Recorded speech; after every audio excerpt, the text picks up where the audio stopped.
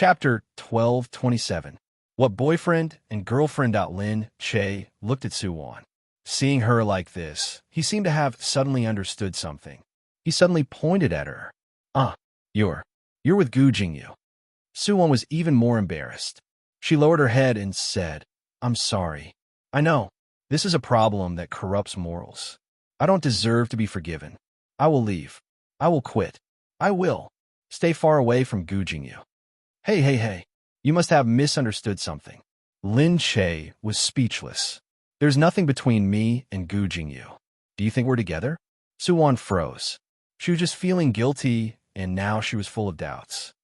Are you not? As expected. Lin Che looked at her. You're mistaken. We're not together. We're just relatives. We're also very good friends. Are you his girlfriend? I was wondering why he's been distracted recently. So it's because of you. Absent-minded? That's impossible. How could he be distracted because of her? She knew that Lin Che must have misunderstood, but Suwon didn't know how to explain. We're not boyfriend and girlfriend either. She lowered her head and said. Then she heard someone coming from outside. Lin Che, you're looking for me? Gu Jingyu came back. Gu Jingyu came in and saw the two women standing together. He paused inexplicably. Then he looked deeply at Suwon and said to Lin Che, let's go out and talk. Lin Che also looked and said, oh, okay. Outside. Gu Jingyu said, I just went to the headquarters. They said you've left. Lin Che sighed. I don't know what to do, but I need your support right now. Gu Jingyu said, of course I will always support you. Although I've scared the clan members away, I believe that the person who killed Gu Jingza must still be inside, and my father's whereabouts haven't been found yet. They didn't expect that I would take over Gu Jingza's people, and they were willing to follow my orders. They were a little scared for a while. When they go back, they will regroup and come again. Gu Jingyu said, then what do you want? I want your bodyguard. Mine? Gu Jingyu said, okay, I'll give it to you. Lin Che's eyes moved. You have to think about it carefully. Those are your bodyguards. If you hand them over to me now, what are you going to do? If I don't handle them well and there are casualties, it will be irreversible. When that time comes, it will be your loss. Gu Jingyu looked at her and said, since second brother trusts you so much, how can I not trust you? Go ahead and do it. Tell me what you want to do. I'll always be on your side. Exactly. At this time, Black Hawk also walked in from behind. When Lin Che saw that the Black Hawk had actually come, he was a little surprised. Why are you? Haiying said, I went to the Gu family's headquarters to look for you. Did they say that you came to look for Gu Jingyu? Gu Jingyu looked at the Black Hawk and said to Lin Che, what's more, you have so many people backing you up. So what are you afraid of? The Black Hawk said, you too. How could you hide it from me? After this incident, Lin Che still hadn't told the Black Hawk because, after all, the Black Hawk wasn't a member of the Gu family. She was also a little worried that if other people knew that she had told the Black Hawk, they would falsely accuse her of colluding with the Black Hawk. Lin Che looked at him and said, then who told you? Yin Yan, he said. Lin Che suddenly understood. She had actually forgotten about Yin Yan. Lin Che said, with your help, of course I feel very good. Thank you. The Black Hawk said, as an older brother, it's only right for me to help my younger sister. Let's go. I'll take you to eat first. Looking at you, I can tell that you haven't eaten yet. She was indeed so busy that she had even forgotten to eat. But at this time, she didn't feel very hungry. Gu Jingyu looked at her and also said, that's right. Then let's go eat together. I haven't eaten yet either. It's okay. You guys go eat. I'm not hungry yet. It'll be the same when we go back. Gu Jingyu said, that won't do. How can you not eat? If you don't eat, you'll fall first. How are you going to help second brother? Lin Che thought that was true. She said, okay then, let's go eat together. She knew that these two wanted to watch her and not let her imagination run wild. So they wanted to eat together. She should accept their kindness. Before turning around, Lin Che said, oh yeah, call Suwon along. I saw her inside. Gu Jingyu frowned. No need. Lin Che said, why not? Otherwise, how would she eat? Okay, she should have eaten already. We'll just eat. Not allowing Lin Che to say anything, the two had already pulled her away. At night, Gu Jingyu came back. In the room, he looked at Suwon. Suwon was originally reading the script, but when she saw Gu Jingyu, she quickly jumped down. Suwon said, "You're back." Gu Jingyu directly laid down and looked at Suwon. "You're not allowed to say that you saw Lin Che. Otherwise, you'll have to bear the consequences." Okay, I know." Suwon thought about it and said, "I thought you guys were together." Gu Jingyu said, "No, she's my sister-in-law." "Are you crazy? I'm with her." "Sister-in-law?" Suwon said, "She's married?" "Yes." "It's your brother?" "Yes." Suwon really felt embarrassed. But if it was Gu Jingyu's brother, then who was it? Gu Jingyu had two brothers. One was the current president, Gu Jingming. That was impossible. Everyone could always see the president's wife. It couldn't be Lin Che. The other brother seemed to be the low-key tycoon, Gu Jingze. Could it be that Lin Che was already married to Gu Jingze? Everyone still didn't know anything about Gu Jingze and didn't know if he was married or not. There was also no external news or news. As for Lin Che, there was no news of him being married. And it seemed like it was him. So that's how it was. Suwon thought. No wonder Lin Che's temperament was so different. After all, in addition to being a movie empress, she was also Mrs. Gu. No wonder the people around Lin Che were so powerful. It turned out that those bodyguards were not to be trifled with. Now that she thought about it, they were indeed similar to the bodyguards around Gu Jingyu. Suwon said, "Sorry, I didn't know. I thought you guys." Gu Jingyu looked at Suwon and said, "You thought we were together?" "Huh." He hooked his hand and called Suwon over. Suwon blushed and didn't dare to move. Gu Jingyu raised his brows. "You're blushing now. Why didn't you blush when you asked me to save you that day?" Gu Jingyu pulled her over and pressed her down on the bed. He looked at Suwon. "Don't worry. As long as you don't do anything to make things difficult for me during this period, such as having contact with other men for no reason, I won't do anything to you. I'm not a beast. You don't have to be so afraid of me." He looked at Suwon. Her cheeks were red, and it really made people daydream. He wanted to ravage her. She said, "Okay, then it's a deal. After 100 days, What about 100 days?" She was already thinking about leaving him after 100 days. Chapter 1228. "Let's talk about this in 100 days. Gu Jingyu said as he pressed her down.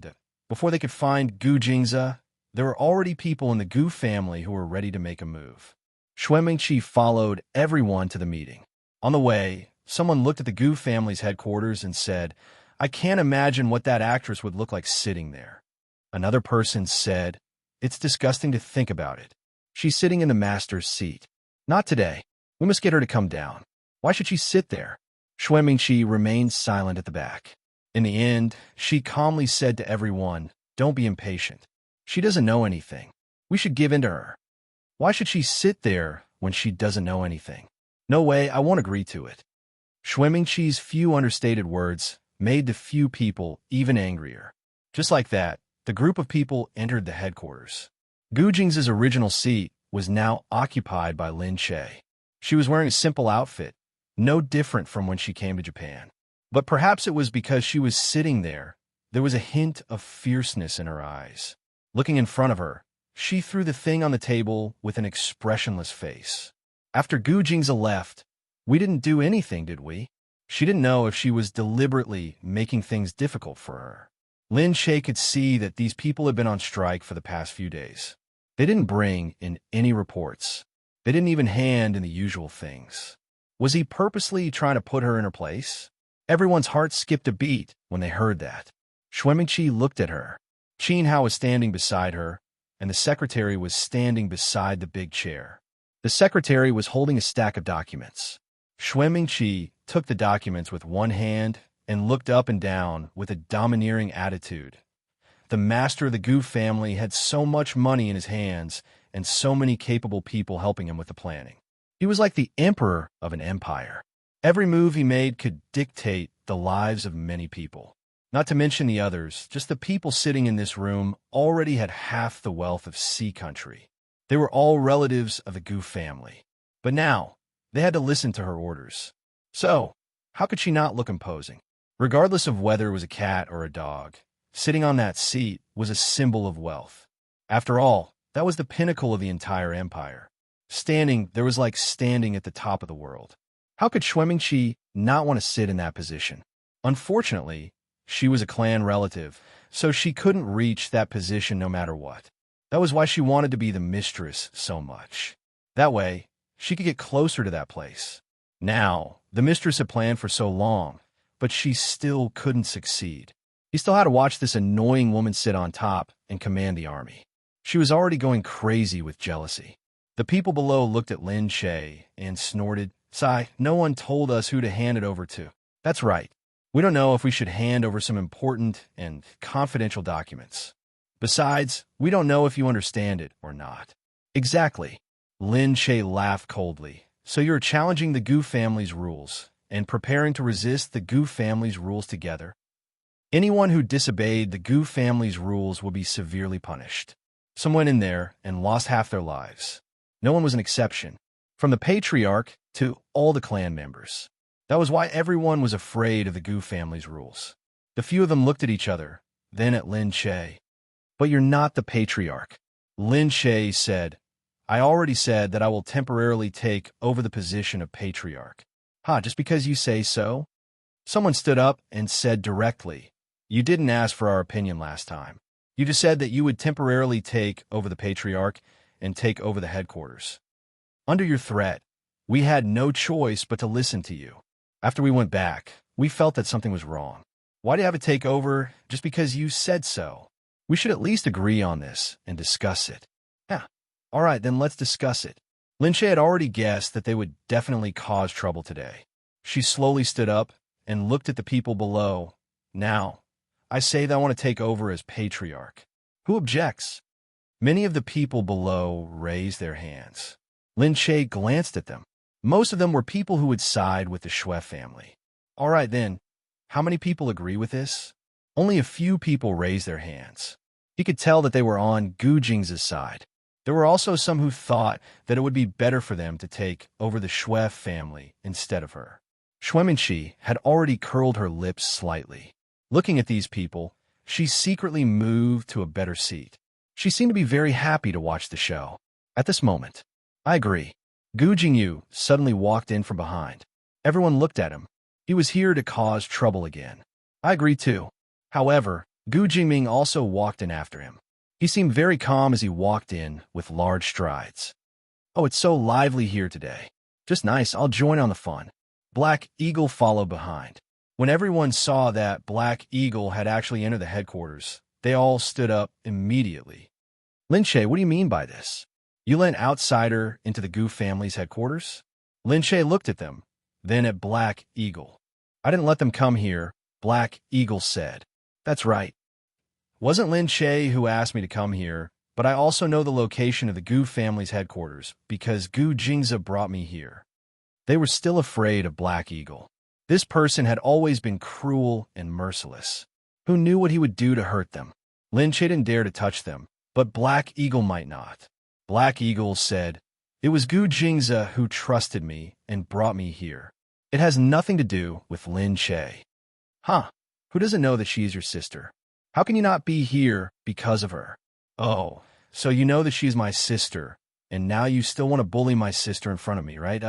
What did he mean? What was he trying to do?" Black Eagle tilted his head and said, "I'm on Lin Che's side.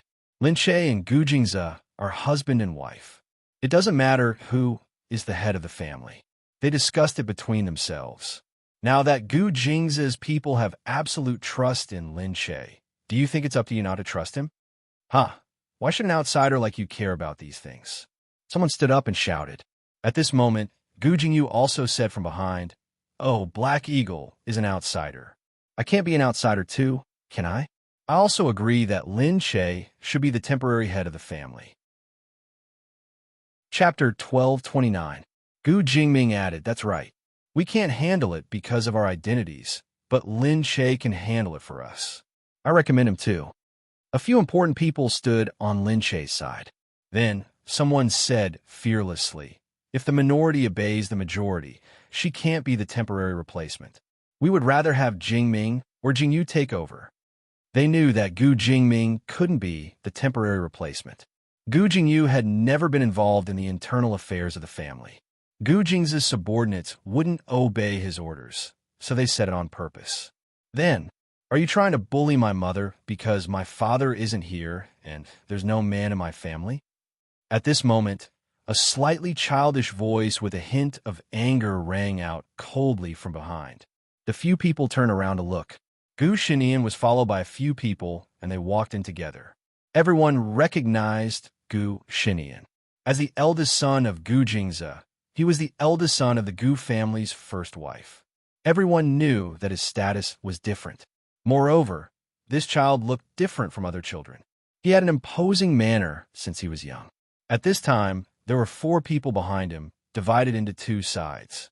He walked from the middle, wearing a neat little shirt, clean hair, fair face, looking like a little angelic child, but his body exuded a bit of coldness, making people look at his eyes as if they were looking at his biological father who had just disappeared. The same coldness. The people below didn't expect this child to stand up at this time. Why was he here at this time? He was about 5 years old. He looked young, but when he looked at people, he was distant and cold. Although he looked good, they couldn't like him. Mainly, they were standing on the opposite side of Lin Che. And this was Lin Che's son. The few people moved aside. Gu Shinian stood there and looked at everyone. Lin Che looked at Gu Shinian.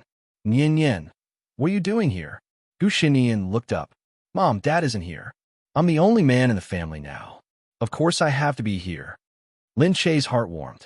This child that he really made people feel helpless. But he was so sensible.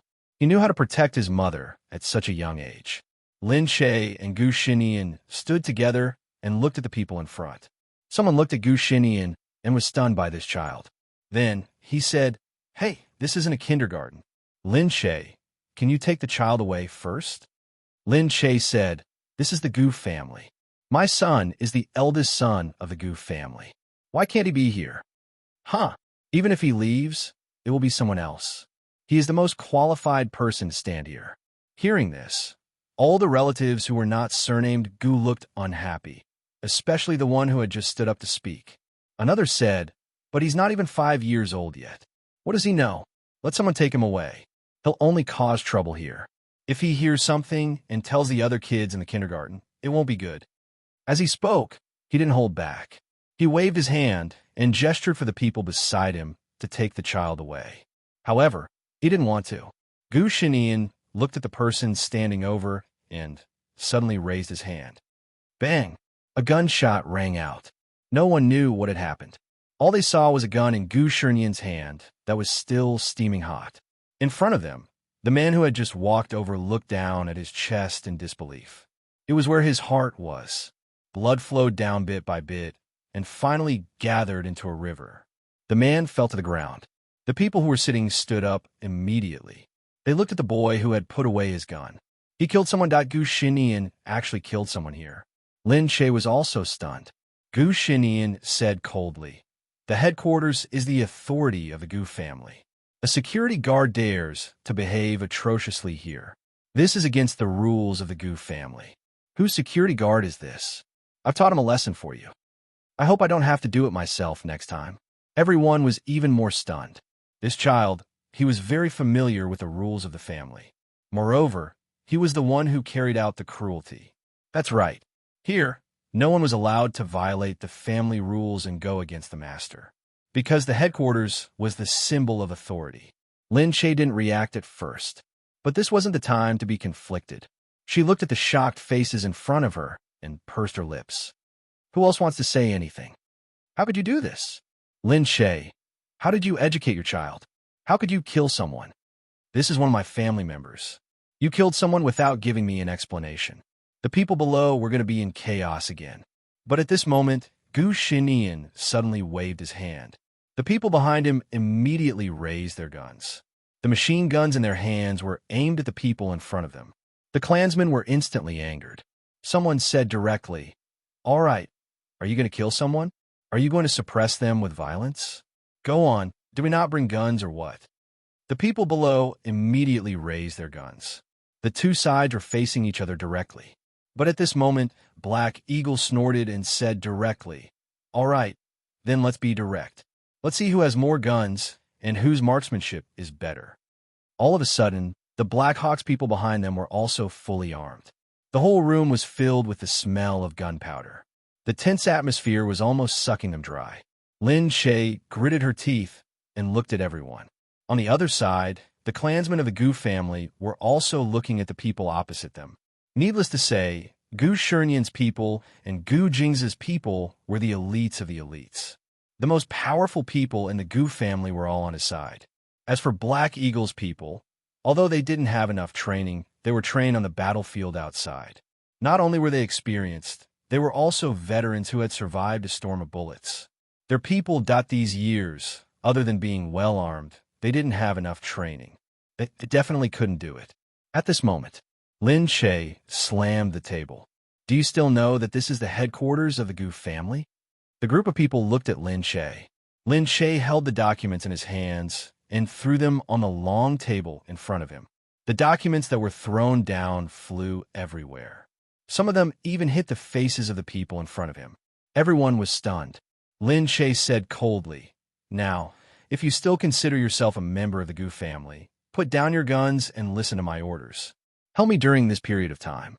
Otherwise, I can assume that you have left the Gu family." The people in front of him panicked a little. They looked at these people and then at the dead person on the ground. They couldn't beat them, and they were definitely not joking. They would really kill someone. If they dared to say that they had left, they would probably be killed with one shot. If they didn't leave and still wanted to resist, they would be breaking the family rules. They would also be killed with one shot. Did they still have a choice? Chapter 12:30. The few of them slowly lost their morale. They could only wave their hands dejectedly and ask the others to put down their guns. Then they slowly sat down and picked up the documents in front of them to read. In an instant, the outcome was decided. Xuemingqi looked at these people and then at Lin Che. Although she didn't have many supporters, every one of them was strong. Not to mention, her son, Xuemingqi, looked at the child angrily. Who was this person? How could he be so ruthless at such a young age? However, she had to admit that if she wasn't ruthless at this time, she wouldn't be able to do anything. Lin Che finally dealt with these matters. When he looked at Gu Shinian again, Lin Che said, "Nian Nian." Gu Shinian looked up at Lin Che. "Mom, don't worry about me. Dad isn't here. I will protect you." Lin Che's eyes were already wet. "Dummy, I should be protecting you. Mom, women are meant to be protected. As a man, how can I stand behind a woman?" Lin Che was amused by him. He looked at him and thought of something. "Why did you come here?" Gu Shinian looked at He Ying. "Uncle told me." Lin Che had a bad feeling about this. "You were the one who taught him what to do just now?" Thinking back, that scene just now was a bit like He Ying's style. He Ying chuckled. "No, how could that be?" Lin Che bit his lip. He Ying said, "Besides, he will become the family head sooner or later. Let's experiment in advance." Lin Che also knew that Gu Shinian might walk this path sooner or later, but however, this was a critical period and Lin Che had no other choice. She just felt sorry for this child. She looked down at Gu Shinian. This was the only man in the family, and he was really protecting her and sure you on. He Ying carried Gu Shinian. "All right, let's go back first." He Ying looked at him. "Good marksmanship just now." "Almost. I wanted to hit the head, but he's too tall, and I was worried that I wouldn't be able to hit him." "Yeah, that's right. Hitting the head isn't good, because there's a problem with strength. It might pierce through the head, and brain juice will come out. TSK, it's too dirty." Lin Che brought Gu Shinian back, while Black Hawk sent the two of them back before heading back. Mu Firen heaved a sigh of relief when she saw He Ying. "How is it? Is Lin Che all right?" Black Hawk said, "Don't worry, it's fine." "That's good." Mu Firen was very worried. Now that Lin Che had encountered such a big problem, it would be very difficult for her to deal with it alone. The Gu clan was not an ordinary clan. Just thinking about it made her feel afraid.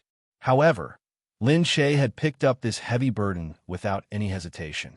This was the result of falling in love with a man like Gu Jingze. Some things had to be endured. In comparison, Mu Firen's current troubles couldn't really be considered as troubles. She said, "Sit down first. I'll cook." "All right." With the presence of Mu Firen, this place suddenly felt like a home.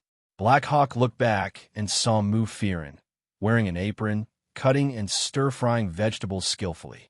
After a while, the fragrance filled the room. Seeing that the dishes were ready, Black Hawk walked over to serve them. Mu Fearon said hurriedly, "Just put it down. I'll do it myself. Let me do the physical work of serving the dishes." Mu Fearon chuckled. "What kind of physical work is this? Look, Lin Che doesn't even know how to boil water at home. You should learn from him. Just let others do it when you have nothing to do." There were servants in the house, but Mu Fearon still cooked by herself. When it was lunchtime, she asked the servants to leave. Mu Fearon said, "Lin Che is stupid. If he boils water, he might burn the house down. Don't worry, I can cook. I used to do it myself, so I'm not tired." Black Hawk still held her hand. "But I don't like you to be tired." Mu Fearon blushed. "Then you should eat more so that I won't feel tired." "Okay." The Black Hawk lowered its head and started eating.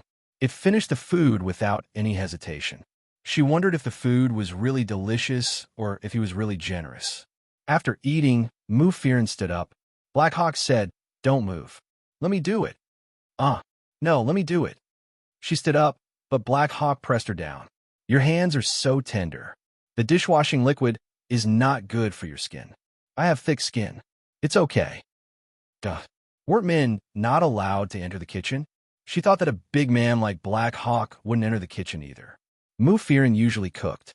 She used to do it too. When she was on holiday, she would cook at home and ask Mo Ding to come and eat with her. However, Mo Ding never went into the kitchen. Sometimes when Mu Fearon asked him for a favor, he would impatiently ask her why she didn't ask the housekeeper to do it. Sometimes he didn't want Mu Fearon to do it because he was worried that the dishwashing liquid would hurt her skin. It was not easy to take the job when Jay was advertising. Perhaps the more capable a person was, the less they would be concerned about such things. Instead, they would dote on their women more. Mu Fearon looked at Black Hawk's back and smiled sweetly in her heart. When Black Hawk was done, he looked at the time and said, "Rest at home. I'll go pick up Yin Yin. I'll go pick her up. You've been busy all day. It's okay. I won't be tired if I drive there. Besides, I haven't seen Yin Yin for a day. I'll go pick her up." Mu Fearon thought that he was really acting like a father now. The more she thought about it, the more she found it unbelievable that Black Hawk could do such a good job. How could she meet such a good man? Just then, Mu Fearon's phone rang. It was her mother. She said, "I heard that you're with a rich man." Mu Fearon said speechlessly, "A rich man this time? Not a hooligan anymore?" "Oh, Mom, I didn't know last time. If you had told me that you were with a rich man, I wouldn't have been worried that you would be cheated." Mu Fearon asked curiously, "Why? Rich people won't lie to me, but poor people will lie to me? That rich man doesn't want anything from you. Why would he cheat you?" Mu Fearon was really speechless. Was there nothing else that people could want from her other than her money? She said, "Mom, where did you hear all this? Someone said that you drive a luxury car every day. You change your appearance every day and live in a big villa that's even bigger than yours. Is it the person who came to our house the other day? What does he do? What company does he own? He's so rich." Mu Fearon said, "Oh, I don't know that either." "Oh, you can't not know. Tell me his name, and I'll help you look it up. There are many people who pretend to be rich nowadays, but are actually liars." Chapter 12:31. Mu Fearon said, "That's not necessary. I'm going to hang up now. Hey, why don't you tell Mom?" After hanging up, Mother Mu was really angry. Fearon was really hard to deal with. However, when she went to play mahjong in the afternoon, she saw Fearon and hurried over to her. "Fearon, I think you're going to get married soon." Everyone knew about Mu Fearon's divorce a while ago, and they even laughed at her for a long time. Mu Fearon had always been the pride of their family, but now she got divorced, which made people sigh. What was the use of being famous? At the beginning, she had unlimited glory, but later on, her marriage was not happy. For a woman, the happiest thing was to marry a good man. In the eyes of many people, this was what they thought. No matter how successful a woman was, marrying a good man was the most successful thing. That was what Mother Mu thought too. At the time of the divorce, everyone said that Mu Fearon's life was doomed. Although she was a big star and many people would want her, she might be able to find a rich man and marry into a rich family in the future. But now, she had been married once and had a child. After the divorce, her value would definitely drop immediately. It was basically impossible for her to marry into a rich family. When they heard Mother Moo say that she might get married, they all came over curiously. Get married? Who? Why are they getting married? I've never heard of it. Yeah, I've never heard of it in the news. Mother Moo raised her head proudly. He's not from the entertainment circle, and he doesn't want to be in the news. He likes to keep a low profile, not because he's a superstar, but because he likes fearing. Wow, if he's not from the entertainment circle, he must be a rich man. Otherwise, he wouldn't be a good match for fearing. Well, I can't say he's a rich man. He's just a little bit rich. Although she said that, her tone and expression showed what she meant. She didn't want to say that he was a little bit rich. He must be a rich man. Mother Moose said, I told you that Mo Ding. Oh, they liked each other, so I didn't say anything. But there will definitely be conflicts in the future. Didn't they divorce just like that? I don't think it's a big deal. I know her fearing. She's so outstanding. No matter what, she will always get married. So I just let her be. Everyone sighed in their hearts. They did not like to see her proud look, but there was nothing they could do. At this moment, speak of the devil. Look, isn't that Mrs. Moo? It's her in-laws. With that, she covered her mouth and laughed. Oh, it's my ex-in-laws. The person who had come was indeed Mo Win's mother. In the beginning, Mo Win's mother had been brought here by Moo Moo to play. Later on, she had fallen in love with this area. Now that they met again here, it was a little awkward. However, there were some people who liked to sow discord. Seeing that the two of them had met, they immediately said, Hey, Mrs. Mo, Mrs. Gang Moo is talking about it. Did you know that Fearin is going to remarry? Mo Win's mother's expression changed when she heard this. She walked over and said with a smile, Is that so? Your Fearin is getting married? I really didn't expect this. Moo Moo hated Mo Win's mother. At first, she had thought that since they were in-laws, she had to visit them. Since they didn't like her, she had rushed to please them. Now that they were divorced, who cared about her? That's right. Where's your Mo Ding? I heard that there was a problem with the Mo family, and you want to look for Fearin for help. But Fearin didn't agree. Why? Is everything all right now? She was deliberately bringing this up to anger them. Mo Win's mother sneered and said, It's just a small problem. We looked for Fearin because we felt that they should handle it together. Now that they're divorced, we don't have to say anything. Who is she going to marry? We're happy for her that she's remarrying. In the past, I worried a lot about this girl. We tried to persuade her even after she got divorced. We said that it wouldn't be easy for her to marry someone since she's raising a child alone. Besides, her reputation in the entertainment industry is so bad that no good person would want to marry her. Moo Moo stood up angrily. What do you mean by that? Don't you know what's wrong with the entertainment industry? Mo Win's mother laughed and said, What do you mean by that? Don't you know what's wrong with your own child? Our child is doing well. What's wrong with you? Mo Win's mother said, All right then. Tell me first, who did she marry? I'd like to see who's willing to marry her. She meant that the person who married her probably wouldn't be a good person either. Moo Moo was a loss for words. She didn't know who it was either. She said, this has to be announced by them. I can't say more. Mo Win's mother harumphed and said, You don't dare to say it. Look at your daughter. Who do you think would want her? What's wrong with my daughter? How can you say that? Don't tell me you don't know. Mo Win's mother said, You know your daughter's child, right? Yin? Moo Moo said, She's your granddaughter. How can you say that? Are you not treating her as your child just because she's divorced? That's funny. That child isn't Mo Ding's at all. Who knows where she got that illegitimate child? She even wants the Mo family to raise that illegitimate child for her. Unfortunately, Mo Ding isn't a fool.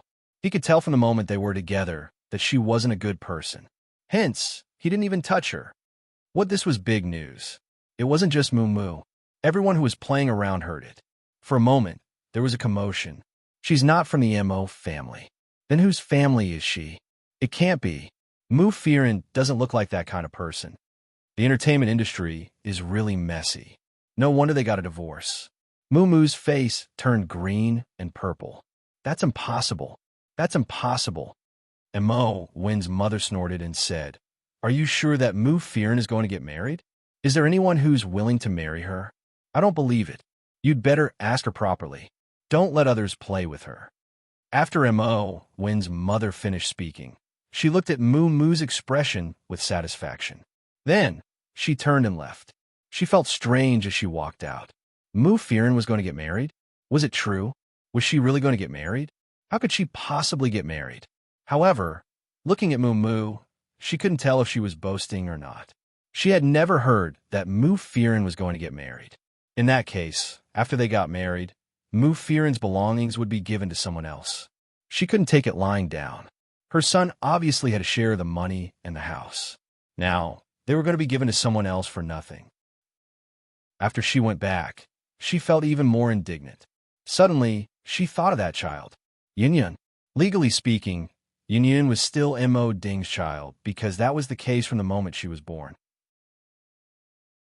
Chapter 1232. The kindergarten that Lin Shay and the others had opened was now very famous in B City. Because the teachers were very good, the standard of education was very good. Some of the children had only been there for a few months, but they immediately became much more fluent in English. There were many words that the parents did not know, but the children knew. There were many foreign teachers in the kindergarten. In the kindergarten, the teachers and children all spoke in English. Due to the environment, the children, who were already very good at learning, learned very quickly in an environment that was close to their mother tongue. Not only that, the children became lively and cheerful when they went back. They also had their own opinions. They were very sensible and not inflexible at all. The parents could see the changes in their children. They spread the news by word of mouth, and the kindergarten became even more famous. When Mo Firen's mother arrived outside the school and heard that Yunyun was having lessons there, she thought to herself that Mu Firen was really generous with her child. She heard that the kindergarten was very expensive and it was very difficult to enter. She must have spent a lot of money to get in. She looked in from the outside. At the entrance, someone immediately asked, "Who are you? You're not allowed to enter." The security at the entrance looked very powerful. This kindergarten was really legal. Mo Firen's mother looked at them and said, "Oh, I'm here to see my granddaughter." At this moment, she said that she was her granddaughter. "What's your granddaughter's name?" Mu Ziyun. When everyone heard that, they realized that it was Yunyun. Lin Shay had specially told them that she was the child of Black Eagle's girlfriend. He took care of her every day and doted on her as if she were his own daughter. Immediately, the few of them were very cautious. "You're her grandmother?" That's right. You can check. Look, this is my identification card. Her current name is recorded in our family." Of course, the few of them had a place to check. They took the identification card and checked. It was really her. She said, "My son and daughter-in-law are divorced. I haven't seen her in a long time. Let me see her." The few of them said, "You can, but you have to meet her inside."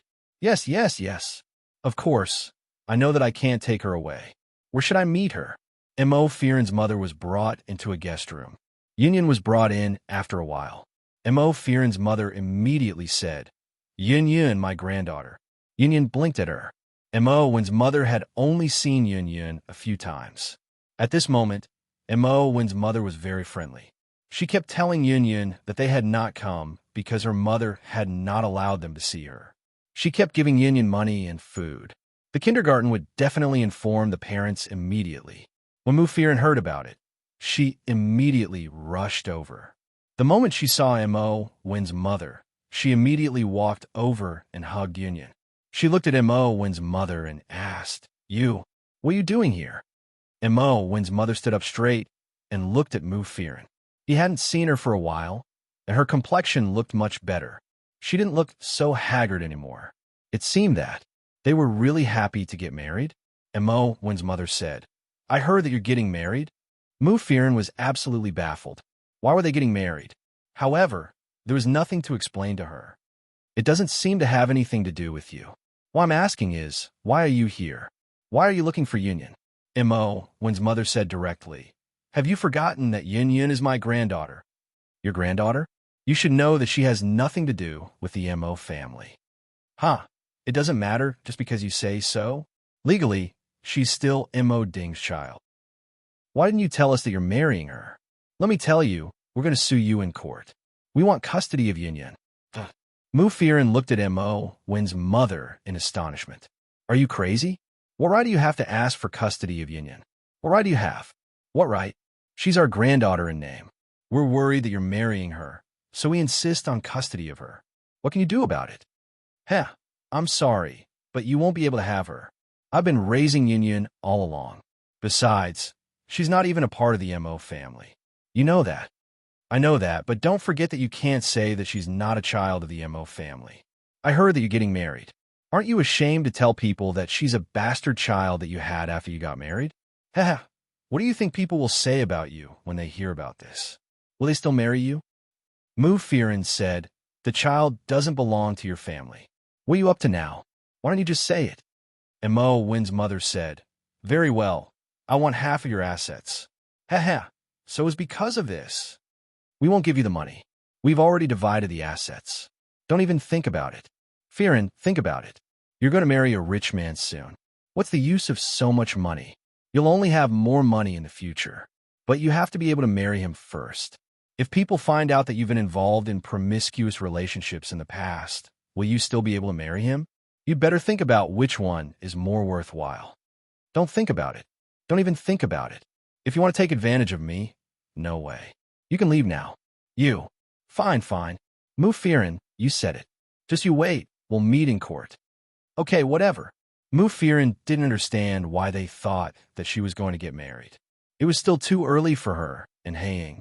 After she went out, she told the kindergarten not to let anyone see Yun when this person came. After Mo Win's mother went out, she didn't believe that there was no other way. Even if the Mo family couldn't get the money, they wouldn't let Mu Firen get married so easily. As she thought about this, Mo Win's mother immediately asked someone to find out who Mu Firen was going to marry. Soon, Mu Firen returned home. Haiying heard about this. He didn't hear the details, but he knew that Mo Win's mother had gone to the kindergarten. He asked, what are they doing there? Mu Firen lowered her head and didn't speak. Haiying said, be good. Tell me what happened so that I can help you and protect Yunyan, right? Mu Firen lifted her head and said, but I don't know whose child Yunyan is. I don't know how I got pregnant with Yunyan. I don't even know who ruined my chastity. I'm very dirty. Silly girl, how can you say that? Haiying frowned. I won't allow you to say that about yourself. Mu Firen lifted her head and said, don't you think I'm dirty? Haiying said, dirty? You're the purest and cleanest woman I've ever seen. He picked up her hand and placed it on his chest. Mu Firen's heart skipped a beat. She lowered her head and blushed. You really don't mind? Why should I mind? Haiying was too good. He was so good that she felt that she wasn't good enough for him. Chapter 1233. Mu Firen said, sometimes I feel that you're a weirdo. Black Eagle looked at her. What's weird about me? Others will definitely care about it, but you don't care about anything. Black Eagle said, therefore they care about too many things and can't get the best. Black Eagle held her hand. They don't know how to be happy. I know. Mu Firen's heart warmed. He said, they think that a perfect woman who is virtuous, respectful, takes care of children, and is obedient is a perfect woman, but I don't think so. Mu Firen lowered her head and said, then what do you think? Black Eagle said, I think someone like you is perfect. Duh. Mu Firen's heart was intoxicated. How could this man be so good at saying nice things? Looking at Mu Firen's blushing face, Black Eagle laughed. Mu Firen said, you only know how to make me happy. Black Eagle said, I'm telling the truth. Mu Firen said, why do you think that someone like me is perfect? I'm obviously not perfect. The Black Hawk said, whoever I like, her flaws will be her strengths, and her strengths will be her strengths. Mu Firen said, you. Who taught you that? You're so good at talking. Black Eagle said, when I like you, I want you to be happy. When I want you to be happy, my word will naturally sound nice. Mu Firen's face turned red again, and she couldn't lower her head any further. Was this a confession? If no one taught him, then he was really talented. His hand gently held her hand, and the other gently pulled her into his arms. When they were leaning against each other, he gently caressed her back.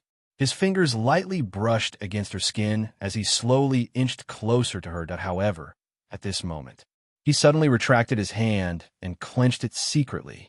Mufirin felt that he seemed to close his eyes and then let go of her. She raised her head and looked at Black Eagle. Black Eagle said lightly, "Not now." Not what Mufirin felt even more embarrassed. Black Eagle looked at her. "I have to wait for a suitable time to have you. Not now." Mufirin was too embarrassed to say anything. She felt her face burning. Black Hawk said, "I just want you to know that I'm serious about you. Absolutely serious. So I won't touch you now. Maybe I've had women in the past, and I've had bad things, but I hope that our relationship is the purest. It's a relationship of liking and being liked, without any desire. So I won't touch you now." Mufirin's heart was still pounding as she listened. Black Hawk said, "Firin, I'll hold back until the right time." For so long, she really wondered why he had never touched her more deeply. Did he despise her? Did he still think that she was unclean? But now, his explanation seemed to fill her up all of a sudden. He said, "When that day comes, I will make you the happiest woman." She had never heard such words of love in her life. Back then, when she was with Mo Ding, it was more of a pragmatic relationship. There was no romance. At that time, she had naively thought that he was not a romantic person and that a relationship where two people struggled together was better than someone else's romance. However, now that she thought about it, there was no one who was not romantic. It was just that they did not have the heart. If you really liked someone, anything was possible. The next day, Mufirin received a notice from the court immediately. It said that the Mo family had sued her and wanted to take custody of the child. Mufirin found it funny and threw the summons aside. On the other side, Mo Ding's mother said, "Is that man really Black Hawk?" Mo Ding said, "Maybe. Anyway, he doesn't care. Even if you say that she fooled around with the child, Black Hawk says that he wants to have the child. What can you do?" Mo Ding's mother said, "That won't do. I must think of a way to make him abandon her. He will know what will happen to him if he has a woman like her." "Mom, I think you should stop this," Mo Ding's mother said. "I just can't take this lying down." Mo Ding was puzzled. Why were they getting married? Wasn't Black Hawk just fooling around? Was he really going to marry Mufirin? Mo Ding's mother said, "I heard that he hangs out at the Majestic Clubhouse. He goes there almost every day." It was a high-class clubhouse, one of Black Hawk's properties. However, Black Hawk liked it there because he could gather with his friends there. I want everyone there to know what kind of woman Black Hawk is with. Humph. On the other side, after Gu Jingzi got out of bed, he still felt weak. There was no local news, he could not connect to the local internet, and the surveillance was very strict. Gu Jingzi gave up after trying. Then, Enlan walked in and said, "You're up. Hurry up and eat." Gu Jingzi said, "Thank you, Missin, but I really have to go home." Enlan said, "How can you do that?" She looked at him and reached out to grab him. However, Gu Jingzi managed to dodge it. He looked at Enlan and said, "Missin, you have to remember that I'm married." "So what?" Enlan said, "Aren't you with me now? There's only you and me here. There's no one else." Gu Jingzi said, "It's enough that you and I know each other.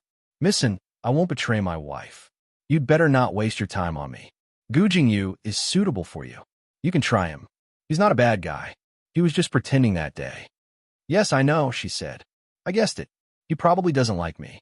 But I don't really want to find a random man from the Gu family and marry him. The person I want is you."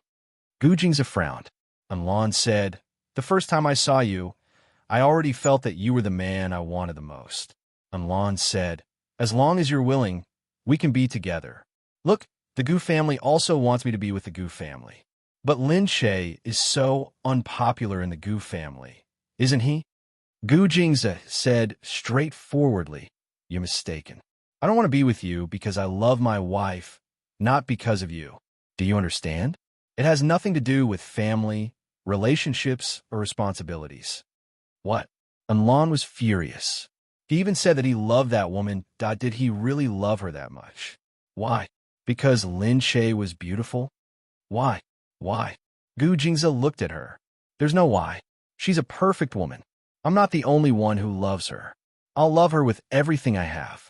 Such touching words of love coming from such a perfect man. but he was saying it to another woman. Chapter 1234. Lan looked at Gu Jingze indignantly. You, how am I not as good as Lin Che? Tell me, how am I not as good as her? Gu Jingze looked at her. I'm not targeting you, so it's not that you can't be compared to her. Then what is it? In my eyes, all the women in the world can't be compared to her. And Lan's face fell again. Why? Why could he be so good to a woman? The more Lan thought about it, the more he felt that he couldn't find such a man anywhere. There were so many powerful men she knew, whether they were overseas or in the country. Which man didn't have a few women outside? No matter how good he was to his wife at home, there would always be a few women outside for him to play with. But this man, now that there was such an opportunity in front of him, she was standing right in front of him, and his wife might not even know, but he still said that he only had Lin Che in his heart. And Lan looked at him. She won't see it now. Gu Jingze looked at her.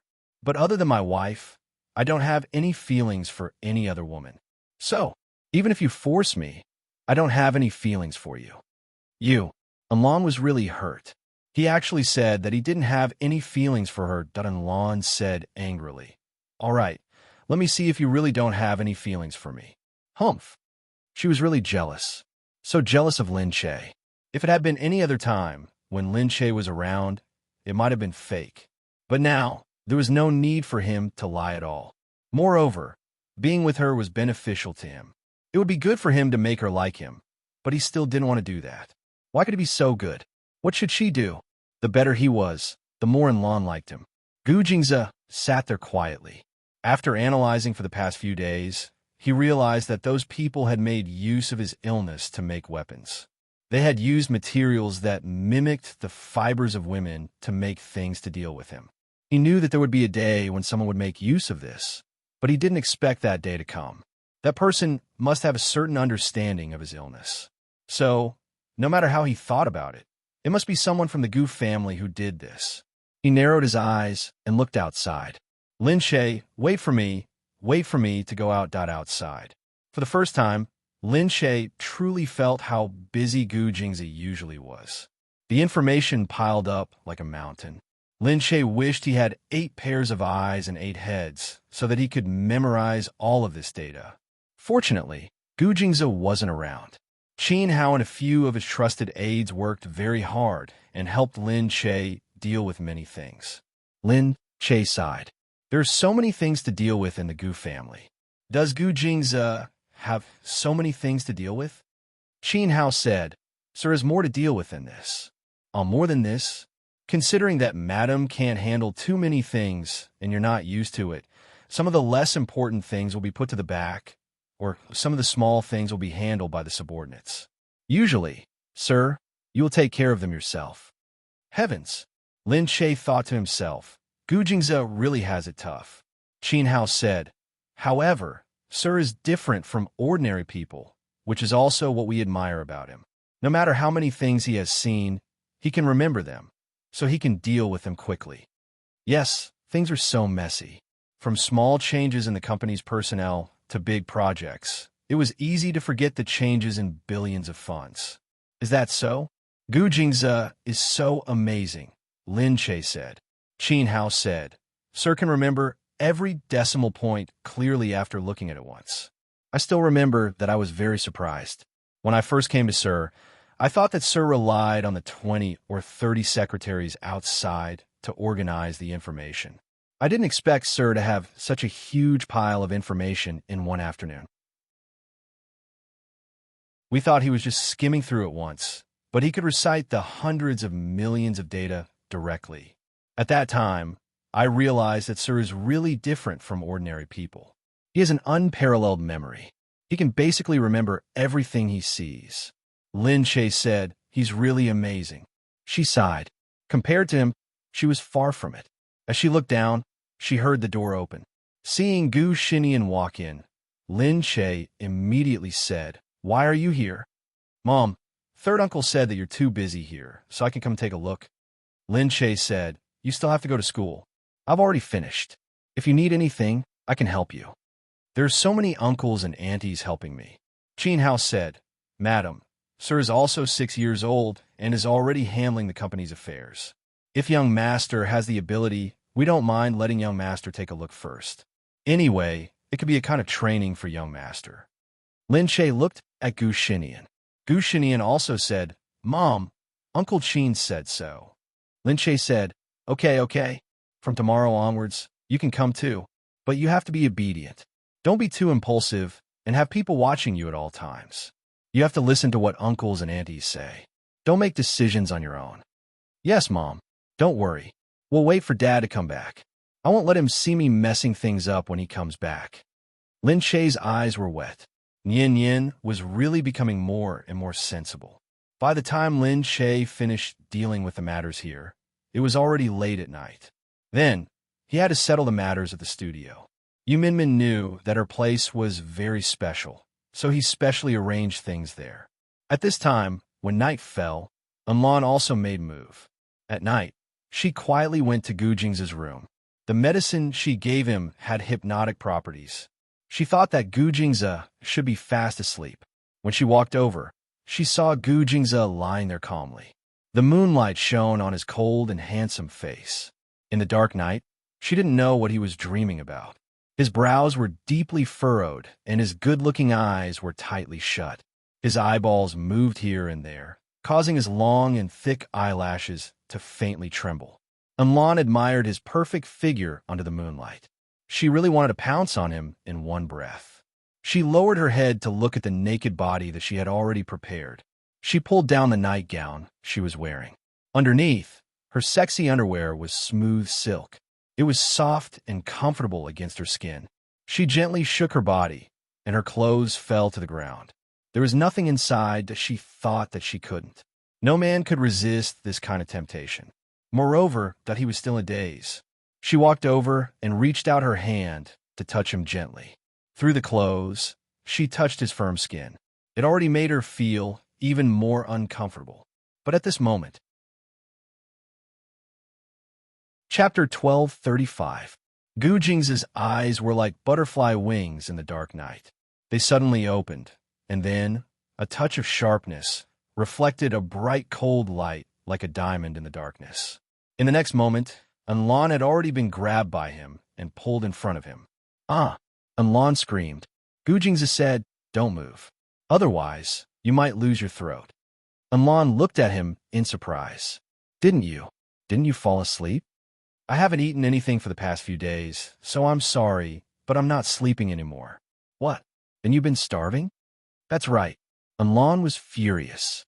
How could he not eat when he was hungry and endure it for so long? But he was usually fine, and no one could tell that there was anything wrong with him. He said, Take me out. Unlan gritted her teeth. You can't get out. Humph. Gu Jingze tightened his grip. You think I don't dare to kill you? Unlan's hands and feet turned cold. He felt that his throat was about to break. Let go of me. How can you do this to me? Your family is indebted to the infamily. If you kill me, do you think I care about this at a time like this? Unlan looked at his cold eyes and no longer dared to doubt that he wouldn't dare to kill him. He would really do it, and he wouldn't hesitate at all. Okay, I'll let you go. Unlan wasn't even wearing her clothes. She was so close to him, but he wasn't moved at all. But Gu Jingze didn't even look at her body. He held her and didn't move at all. Really, Unlan cried. Was she not attracted to him at all? At this moment, the people outside had already rushed in. They saw that Unlan wasn't wearing any clothes. They were stunned. Unlan cried angrily. Turn around, don't look at me. Everyone immediately turned their heads. Unlan said, Can I put on my clothes? Gu Jingze said, Okay, give me a gun first. Unlan asked someone to give him a gun. He only let go of Unlan when he got the gun. Unlan lowered his head and put on a robe to cover his body. He turned around angrily and said, Don't even think about leaving here alive today. She was really angry out of humiliation. Since he loved Lin Che so much, he should just die. If she couldn't get it, no one else could either. Gu Jingze smiled coldly. Really?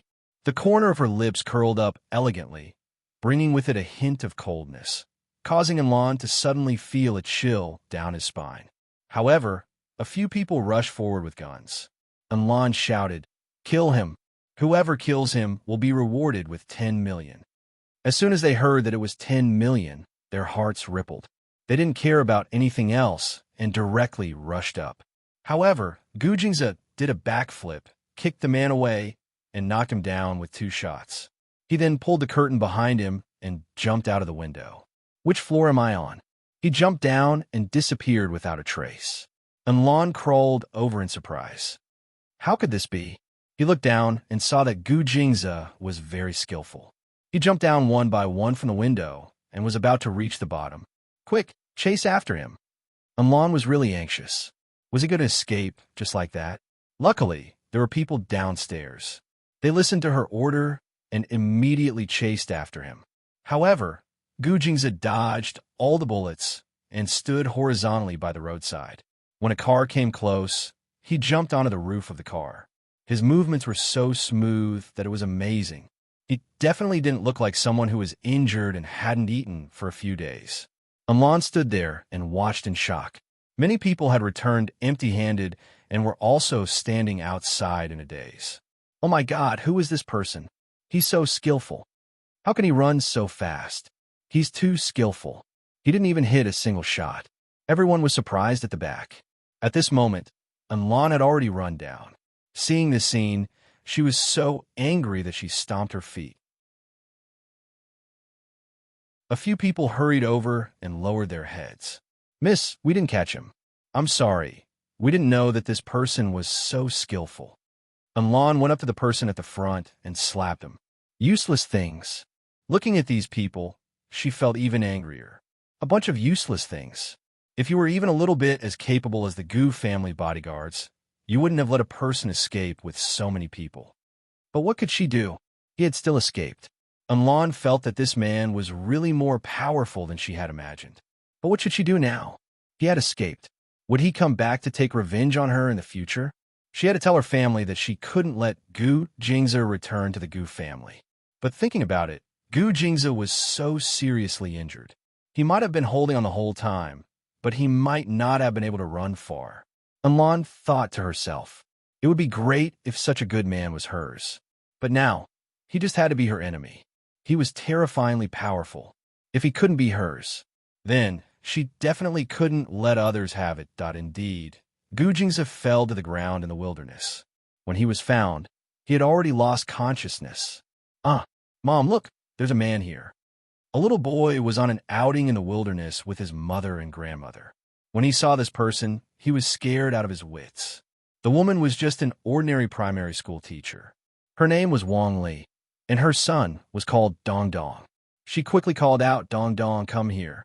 Let's call the police. She was about to call the police when Gu Jingze suddenly opened his eyes. Don't. He pulled Dong Dong back. His face, which had opened his eyes, was stained with blood. Wang Li looked at him and was shocked. This man was too handsome. Especially at this moment, the stains didn't make his face ugly at all.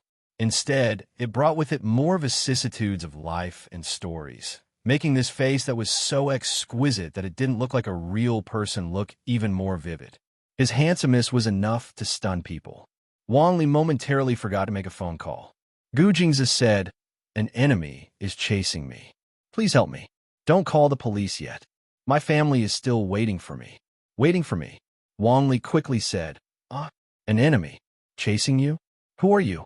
Why do you have an enemy? Gu Jingze said, my enemy wants to take my family's property and wants to kill me. Then why aren't you calling the police? No, my wife and son are still in his hands. If we call the police, I'm worried that they won't be able to survive. Wang Li had never heard of such a thing. However, when she saw the bloodstains on his stomach, it didn't seem to be a common occurrence. Dong Dong lowered his head to take a look. Is that from a gun? Gu Jingze nodded. Wang Li finally believed him. Oh my God, is your family rich? Gu Jingze said, not really. It's just that the other party is a scoundrel. They do all kinds of evil things. I can't take the risk. All right, I won't call the police for now. Somehow, when Wang Li looked at his face, she unconsciously believed what he said. Chapter 1236. Grandma was still worried. We don't know where this person is from. What are you going to do if you bring him back? Wang Li said, he doesn't look like a bad person. Saving a life is better than building a 7-story pagoda. What if something really happens to his family? All the men in Wang Li's family had gone to work. They were the only ones left. Grandma was worried for a reason. But Wang Li didn't think he was a bad person. He was so handsome. How could he be a bad person? She really brought him back. Then, she asked him to lie down and rest. She asked him if he needed anything. He only asked where he was. As expected, this wasn't Country C. It was Country M. If he called the police, Anlan would be looking for him. Seeing him escape, Anlan was worried that he would take revenge. He would definitely kill him and not let him return to the Gu family easily. Gu Jingze asked for the newspaper and the internet to see what was going on. There was no news from the Gu family. This was good news. It meant that Lin Che was taking care of the Gu family well. There was no other news about Lin Che either. He would occasionally appear on the news. It seemed that Lin Che was doing well. She was indeed the woman he liked. Even without him, she wouldn't break down. He should be thankful that she had trained alone in America all those years. Even though it was painful, she had learned to be strong. But he still felt sorry for her. He felt sorry for her for facing so much alone. But he couldn't rush back now. In the middle of the night, Lin Che suddenly received a call from Qin Hao. Madam, we received news that the Yin family suddenly made a move. Lin Che asked, what move?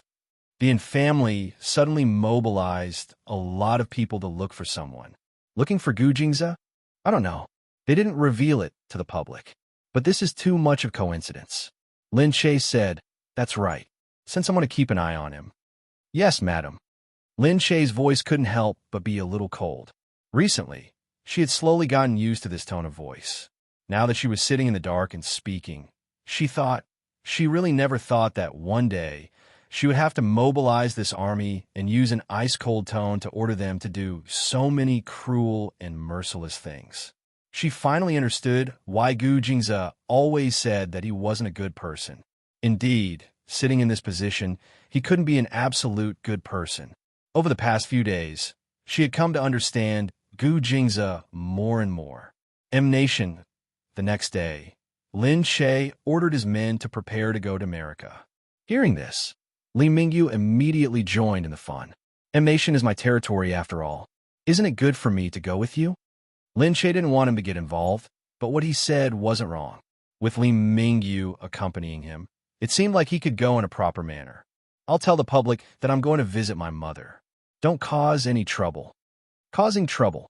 Are you saying that I'm delaying you from finding Gu Jingze? Isn't it better if we can't find it?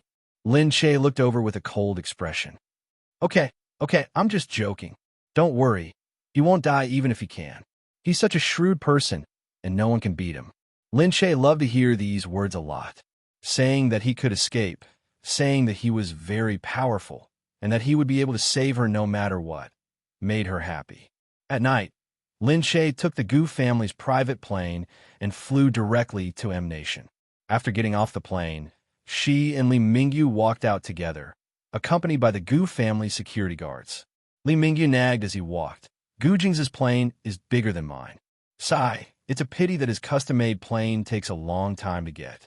Otherwise, I would definitely buy one right now. Lin Che couldn't be bothered with his nonsense. When they got down, he saw his mother coming to pick him up. Sutsun was also very happy to see Lin Che. But this time, she seemed different from the past. There were many people following behind her. They stood at the back respectfully, watching everything around them vigilantly. Their aura was also different from the past. It looked mighty and majestic. Because she had taken over the Gu family's headquarters, these people had to follow her. Now that she was related to the entire Gu family, her safety couldn't be ignored. Naturally, Sutsun felt sorry for her, but she was also happy. She could bear so many things, which meant that she had really grown up. But every time she grew up, the price was very high. Sutsun said, there are so many security guards in the Gu family. Lin Che looked back and said, this is a special time. We have to. There aren't so many people usually. Yeah, safety first, safety first. Sutsun looked at Li Mingyu. He didn't look like one of her subordinates, so she asked, he's my friend, Li Mingyu. He has some business in Country M. He came with me this time. Oh, Li Mingyu. Sutsun knew him. She looked at him in surprise. She couldn't understand how Lin Che knew Li Mingyu. After all, this person didn't have a good reputation, but he was very influential. Lin Che could tell that his mother was worried. He said to her, "Mom, he's a trustworthy friend of mine. It's okay." Sutsun was a little relieved when she heard that. Lin Che's words meant that he was confident. Li Mingyu frowned too. "Auntie, I think you're a noble person. I don't think you'll listen to the rumors. I'm actually a good person, really." Lin Che glared at him. Sutsun looked at Li Mingyu. She also felt that he was a little different from what the rumors said. He didn't look that scary, nor did he look that bad. "I'm sorry. I'm always at home and don't see many people, so I'm a little short-sighted." No, I'm just joking. How could you be short-sighted? If you were short-sighted, would you have such a good daughter? Daughters take after their mothers. It must be because their mothers have good genes that she's so good. Lin Che looked at Li Mingyu speechlessly. "Why didn't I realize that you're such a good bootlicker?" Hee. Sutsun was completely relieved when she saw that the two of them looked very familiar. She thought to herself that Lin Che was really amazing. How could someone like Li Mingyu be so familiar with her? When they arrived at the Gu residence, Lin Che stayed there for the time being. Li Mingyu went back to settle his own affairs and asked someone to check on Lin Che. When Lin Che arrived, the person in charge of the Gu family's branch in Country M immediately came to see Lin Che and settle some miscellaneous matters in Country M. At night, Sutsun stayed with her daughter.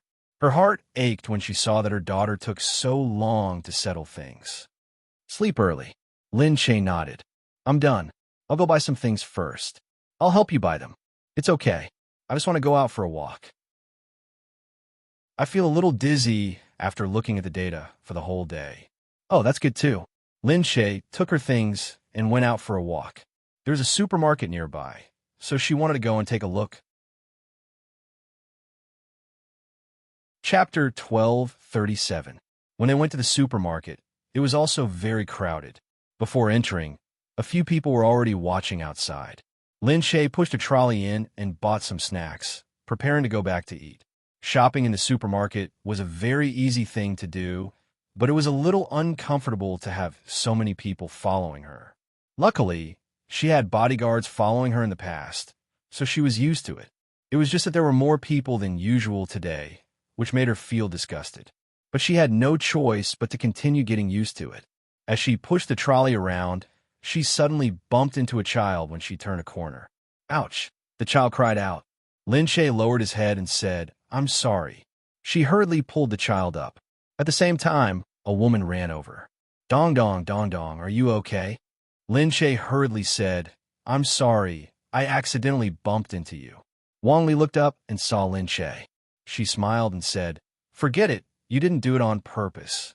Just then, the people behind Lin Che immediately rushed out. Someone blocked Lin Che's way and looked at Wang Li coldly. Wang Li was stunned. She retreated in fright, her face full of terror. Lin Che stopped her with one hand. "It's okay, I just accidentally bumped into you." Lin Che had thought it was strange. Why did he bring so many people? Then, he heard from Qin Hao that Gu Jingze was once attacked by a very ordinary-looking person who turned out to be a secret agent from another country. He pretended to fall and took the opportunity to attack Gu Jingze. There was also a time when a pregnant woman suddenly attacked him. After that, Gu Jingze's people became very vigilant towards any ordinary-looking passersby. Lin Che raised his head and looked at Wang Li. Wang Li hurriedly said, I'm sorry. I didn't take care of the child. I'll leave immediately." These people were obviously not to be trifled with. Wang Li didn't dare to stay and left with the child. Lin Che smiled. "I'm sorry that they scared you. I should be the one apologizing. You guys go first. They'll be fine." Yes, thank you." Wang Li hurriedly left. Lin Che turned around and continued shopping. Wang Li looked back. She heaved a sigh of relief when she saw that the crowd had left. At the side, Dong Dong looked up and said, "Mommy, what are these people doing?" Wang Li shook her head.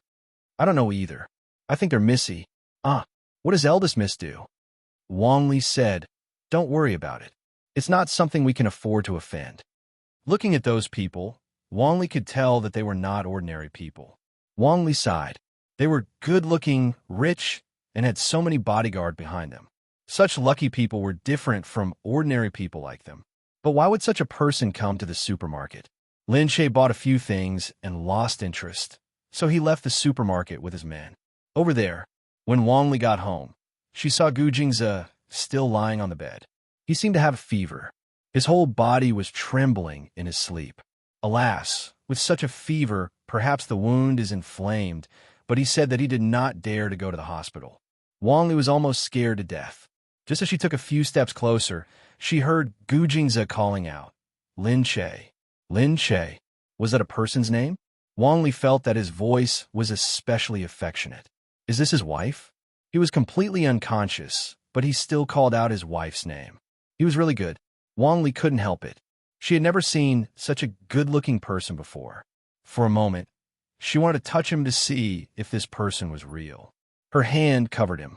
When she touched him, he did not have any reaction. After all, he was running a fever and he was very weak. He did not have any sense of alertness at all. She reached out to touch him. Although Wang Li was shy, she really felt that it felt good. Gosh, it was a pity that she had never seen such a good-looking person. But thinking about it, such a good-looking person would never marry her. She was just an ordinary teacher with an ordinary family. Raising a child was her biggest dream. Ever since she got married, she had no other dreams. All her hopes were placed on her child. Hence, she only thought about her own family and did not have any delusions. Her life was probably different from theirs. She always felt that this man's life was the same as that of the rich young lady she met in the supermarket. Just as she was thinking, she felt the man moving.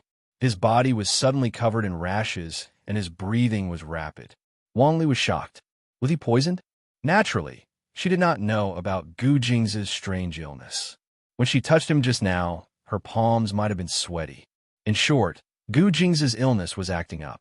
Wang Li felt that he was having an allergic reaction, but she did not know what to do. She kept looking at him, waiting for the rashes to subside. But if Gu Jingze's illness was so simple, she would not have spent so much time researching it. In an instant, Gu Jingze started convulsing. He lay there unconscious. Only his eyes were moving as if he was going to die at any moment.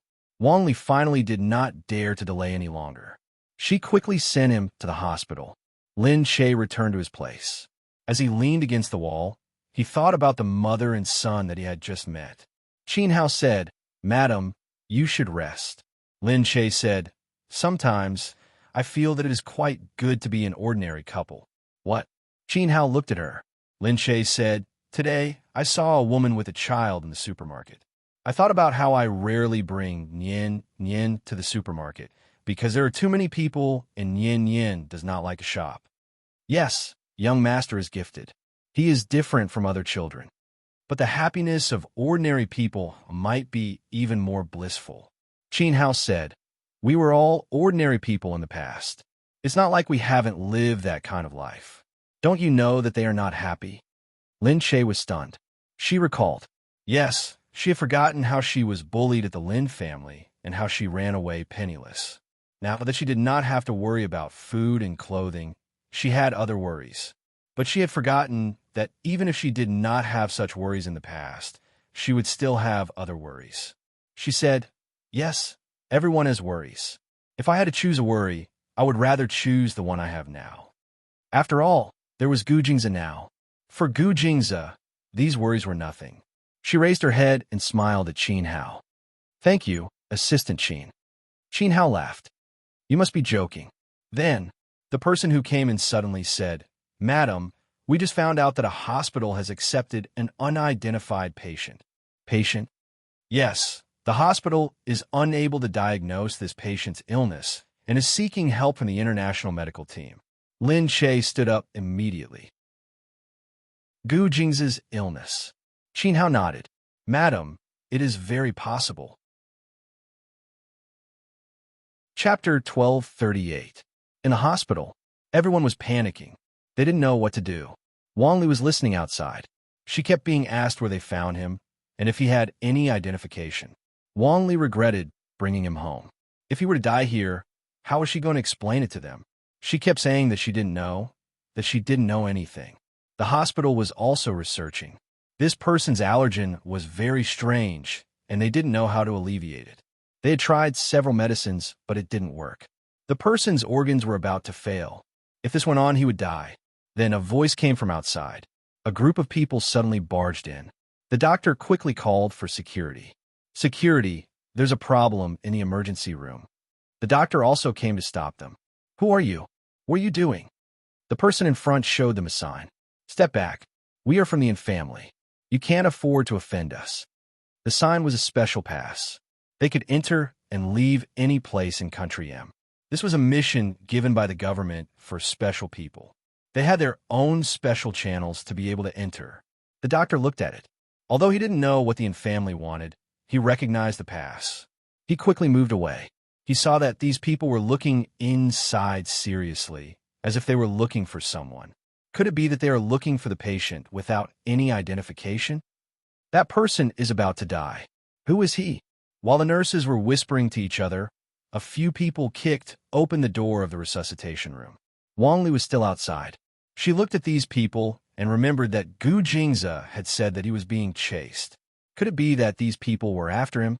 She screamed in her heart. Were they after that man? What should she do now? Would they go in and kill him? She really wanted to stop them. But looking at these people, she knew that she couldn't stop them. She really didn't know why she was involved in these people's business. Just as she was rubbing her hands at the door, not knowing what to do, outside, suddenly, people surrounded the emergency room. The person inside shouted, "Oh no, someone is chasing us." Is it the Gu family? Who else could it be? What should we do? Miss said to kill him. We can't let him go back alive. Kill the master of the Gu family. They were excited just thinking about it. Quick, the Gu clan's people are very fast. Those people were battle-hardened, and they were no match for them. The people in front were about to attack Gu Jingze, who was on the verge of death, but at this moment outside the window, someone broke the window and jumped in. He kicked the man's wrist, and the gun fell to the ground. A few of them looked up abruptly. It's Lin Che's bodyguard. They knew Dongzi. Wang Dong was now famous in the circle. Although they were very low-key, other families would still investigate who was following Lin Che and Gu Jingze. After all, these people had been following important people for a long time, so their identities became more and more special. These people who had been following them for a long time were all trusted subordinates. As for how capable they would have to investigate them thoroughly. Wang Dong was also very famous in the circle.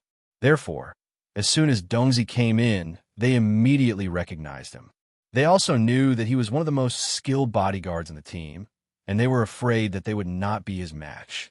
Dongzi directly kicked him away. Then people came in from the outside. The bodyguards rushed in and quickly surrounded the place. Oh no, retreat. Knowing that they were no match for them, they quickly retreated and ran out, no longer caring about Gu Jingze on the bed. The bodyguards wanted to chase after them, but Lin Che had already come in from behind. Let them go. Don't chase after them. Yes, madam. Lin Che said, Anyway, we already know which family it is. It's useless to chase after them. Isn't it just the clan? If they want to escape, they can escape. The monk can run, but the temple can't. As Lin Che said this, he suddenly saw Gu Jingze, who was unconscious on the bed. His body was red and weak. It was really as if he was not breathing. Lin Che's heart ached, and he hurriedly walked over. Gu Jingze. She looked down at Gu Jingze and immediately recognized him. As expected, his old illness was acting up. She took out Gu Jingze's medicine and gave it to him. Soon, the sick rash on his forehead disappeared. Lin Che held Gu Jingze in his arms. Seeing that his breathing seemed to be gradually smoothing, he let him lie on his lap and slowly smoothed out the wrinkles on his forehead. I'm here, Gu Jingze. I've found you. Gu Jingze, I've made it, she murmured. For a moment, she felt relieved and emotional. She had finally found him. It was as if a huge stone in her heart had finally been lifted. This time, it was really an unforgettable experience. Thinking back, she did not know how she had made it through for such a long time. Then, she remembered that she had to carefully examine Gu Jingze's wound. She looked down and saw that there was a wound on his abdomen. It looked like it had become inflamed. She hurriedly said, "Quick, get someone here. Get someone here to treat him." The doctor hurried over. Looking at these people, he was still wondering who it was. Li Mingyu had already come over and said, "All right, I've called the best doctor here." Lin Che raised her head and said, "Thank you." "Forget it. It's good that he's fine. If you want to thank me, you can talk about it later." It was rare for Li Mingyu to be so generous. Lin Che hurriedly called the doctor over. The original doctor in the hospital saw that the rash on Gu Jing's body had gone down and was still surprised. They had tried everything they could, but to no avail. How did the rash go down after this woman fed him something? Wasn't she too sensitive? The doctor quickly treated Gu Jing's inflamed wound. However, this kind of inflammation could not disappear so quickly, so he needed better treatment. Lin Che ordered, "Get someone to prepare. We'll transfer Gu Jingze to a safer hospital for treatment." Li Mingyu said, "Then transfer him to my house. Just get the doctor there directly." Lin Che looked at him and said, "All right." When she went out, she saw that Wang Li was still there watching. Beside her, her subordinate reminded her, "Madam, it was this woman who found Sir and sent him to the hospital. It was actually her." Lin Che naturally remembered that they had met at the supermarket that night. She didn't expect the world to be so small. She walked over and looked at Wang Li. Wang Li was so shocked that she shrank back. She couldn't understand what she had just seen. It was too surreal. The originally quiet hospital was now a complete mess. She didn't know who these people were, but when they ran in, it was obvious that the hospital had lost its original appearance. And when Wang Li saw that this person was the person she had met at the supermarket, she felt even more terrified. Lin Che said, "You don't have to be afraid. I just want to ask how you saw my husband." Wang Li thought in surprise. What? Was this the wife that he had always been thinking about? Chapter 1239. Wang Li trembled as she recounted what had happened that day. As Lin Che listened, he slowly came to a realization. Gu Jingze had said that on purpose to prevent anyone from finding him. It seemed that he had been captured and brought to Country M, but somehow escaped. Moreover, he had just escaped not long ago. Lin Che said gratefully, "You saved my husband. Don't worry, I will thank you properly." She turned and said, "Give her a reward and send her away." Wang Li didn't dare to accept it. "No need, it's all my fault.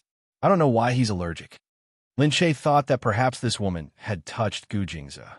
However, most people didn't know that he had this illness. Ignorance was not a crime, so she wouldn't be too harsh on him. "It's okay. It's not your fault. I still thank you." Lin Che was like a queen at this moment. Wang Li said quickly, "Thank you." Looking at Lin Che, she thought that only a woman like her could be worthy of such a handsome man.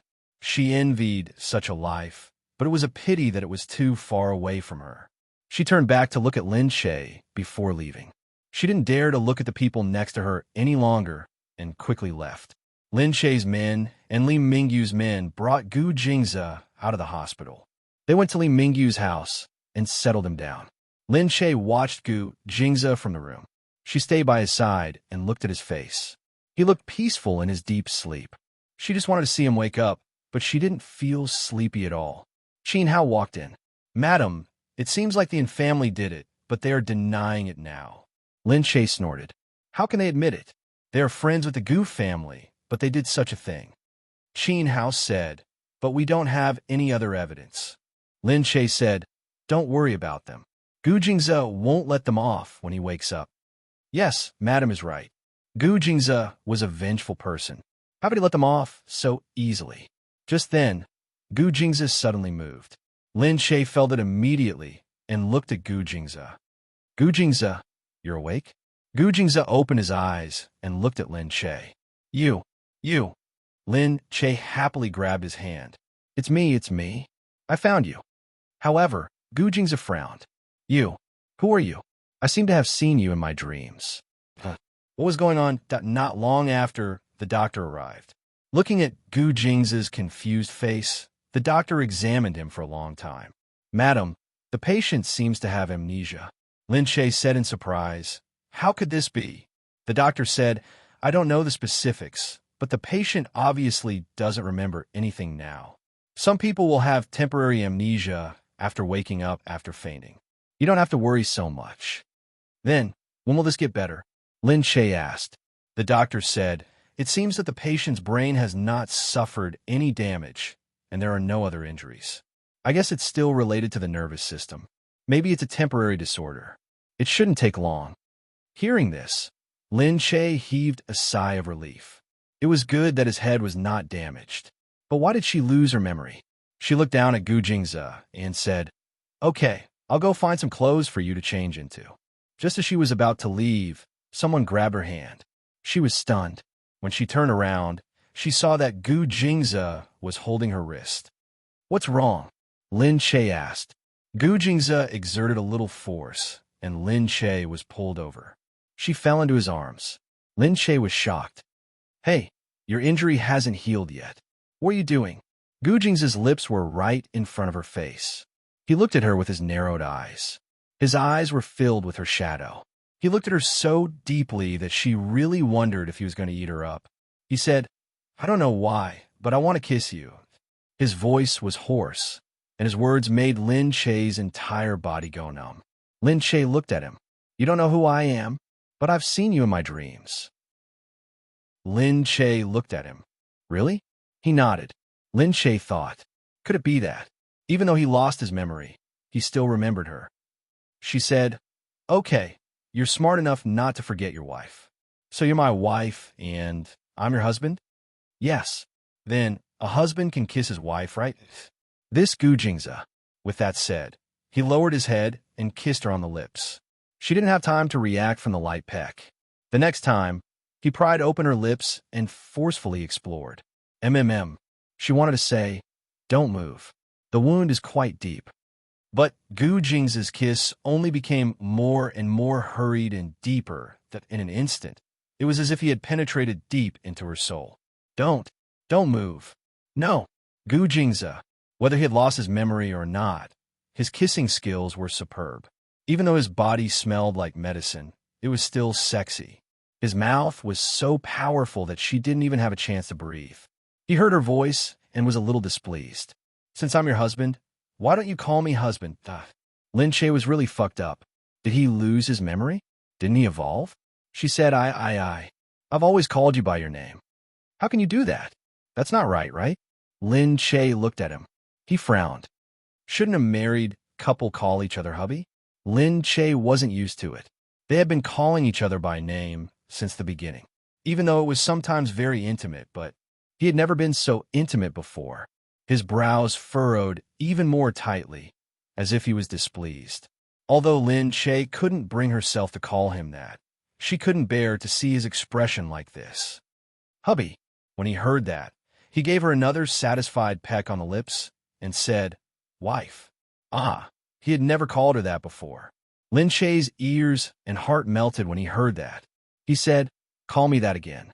Lin Che said, hubby. Yes, wife. I like it when you call me that. It sounds nice. Lin Che's face turned red. They were already an old married couple, but they were still so intimate. Was it really okay? He hugged her like that, not letting go no matter what. When Qin Hao came in, he didn't expect to see the two of them hugging each other like conjoined twins. He was also stunned. Madam, sir. Lin Che quickly tried to push him away. It's okay. He's fine. However, how could she push him away? Feeling that she was struggling, Gu Jingze immediately frowned and said, wife, why are you pushing me? That's right, he looked pretty good. But Qin Hao felt that he wasn't good. Was this their husband? Chapter 1240. Lin Che blushed a little, but when she looked at Gu Jingze, she noticed that his expression wasn't strange. He looked at her calmly as usual, which made her feel ashamed. Unlike his magnanimity, Lin Che was indeed a little embarrassed. She smiled at Qin Hao and said, he's fine. Don't worry. Qin Hao looked at Gu Jingze a few more times before saying to Lin Che, Madam, there's nothing else. It's just that Dr. Chun is here. Chen Yuqing? Yes. Okay, please come in. Chen Yuqing came in and said, I haven't seen Gu Jingze's illness in a long time. Lin Che said, "Come and have a look. He's lost his memory now, and I don't know what to do." Chen Yuqing frowned and looked at Gu Jingze, who was still sitting there with an indifferent look on his face. He didn't see anything wrong with him at all. "Is it because the illness has been acting up for a long time this time that you didn't take medicine in time?" Lin Che said. When he was sent to the hospital, Gu Jingze was unconscious and the doctors couldn't do anything. "It took us a while to find him. If we had come a little later, I'm afraid." Lin Che didn't dare to imagine. He didn't know if this illness could kill him. But when he looked at him, he could feel that Gu Jingze's life was slipping away rapidly. Luckily, Lin Che made a prompt decision to bring people to see whether it was true or not. When they came up, they saw that there were suspicious people inside and immediately ordered Dongzi to go and check first. Something was wrong. Maybe she couldn't see Gu Jingze anymore. Chen Yuqing checked and said, "It's probably because the illness has been acting up for a long time and it triggered his nervous system." Then, "Is the damage serious?" "It seems to be fine. Keep an eye on him. If there's anything wrong with him, such as convulsions or epilepsy, we need to do a CT scan to see if there's any internal bleeding or tumor rupture." "Okay, I got it." Lin Che said goodbye to Chen Yuqing and took care of Gu Jingze for the whole day. She didn't dare to tell the Gu family about Gu Jingze's amnesia. She didn't ask the Yin family why they wanted to kill Gu Jingze. She just hoped that when Gu Jingze recovered, she would deal with it. Then she would know what was going on. Fortunately, apart from not remembering anything, there was nothing wrong with Gu Jingze. The next day, Gu Jingze said he wanted to go out for a walk. Lin Che thought that if he brought him to see the things outside and come into contact with the outside world, he might be able to recover something. So he brought him out.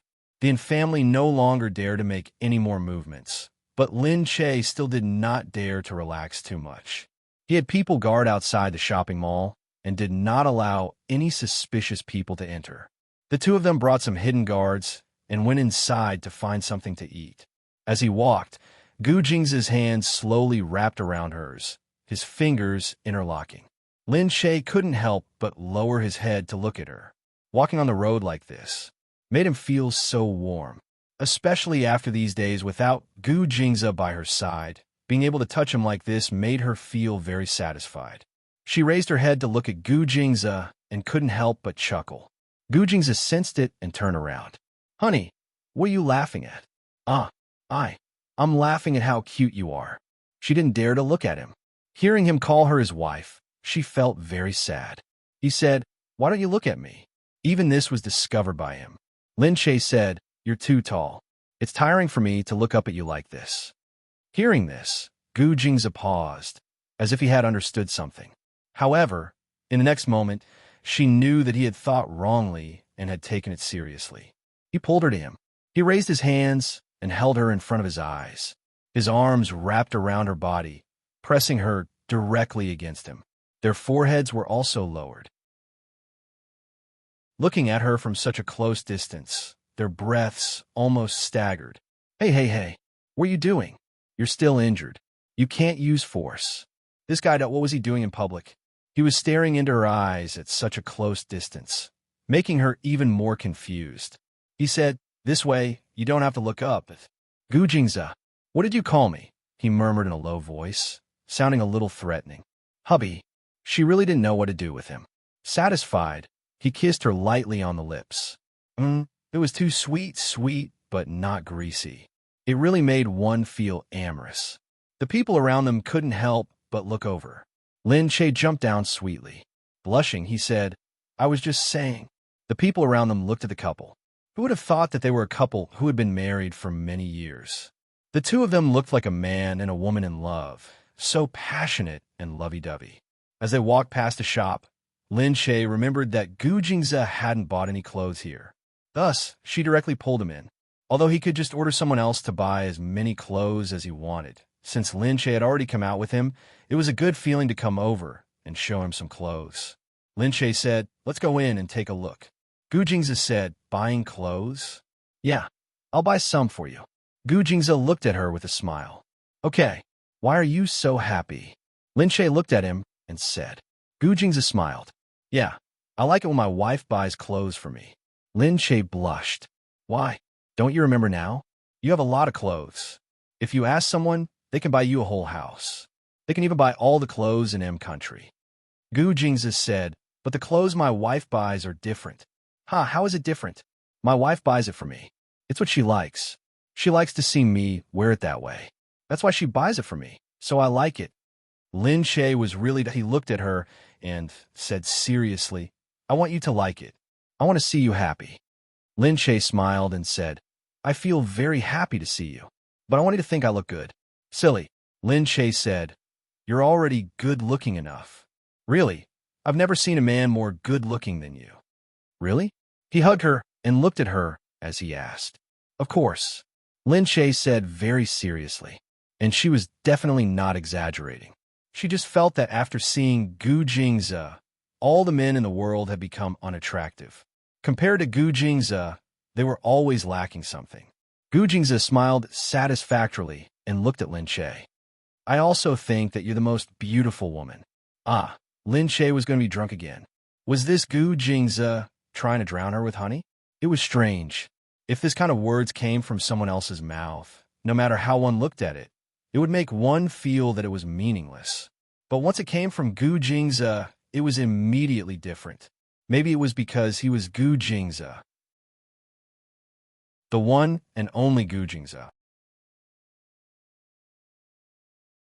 Chapter 1241. He rarely praised others. Instead, every word of praise he gave others was shocking and satisfying at the same time. Lin Che pulled Gu Jingzi into the shop. The two of them held hands, and the shop assistant quickly followed them. Would you like to see some men's clothes? Yeah. Are they for your boyfriend? Seeing how close the two of them were, the shop assistant thought that they were a couple in love. Lin Che didn't want to explain, but Gu Jingzi suddenly said, they're for my husband. Huh? The shop assistant didn't understand what he said. Gu Jingzi looked at the clothes and said, they're for my husband.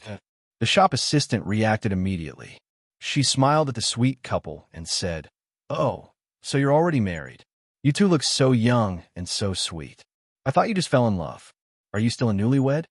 Gu Jingzi held Lin Che's hand and said, no, but we're newlyweds every day. The shop assistant was even more shocked.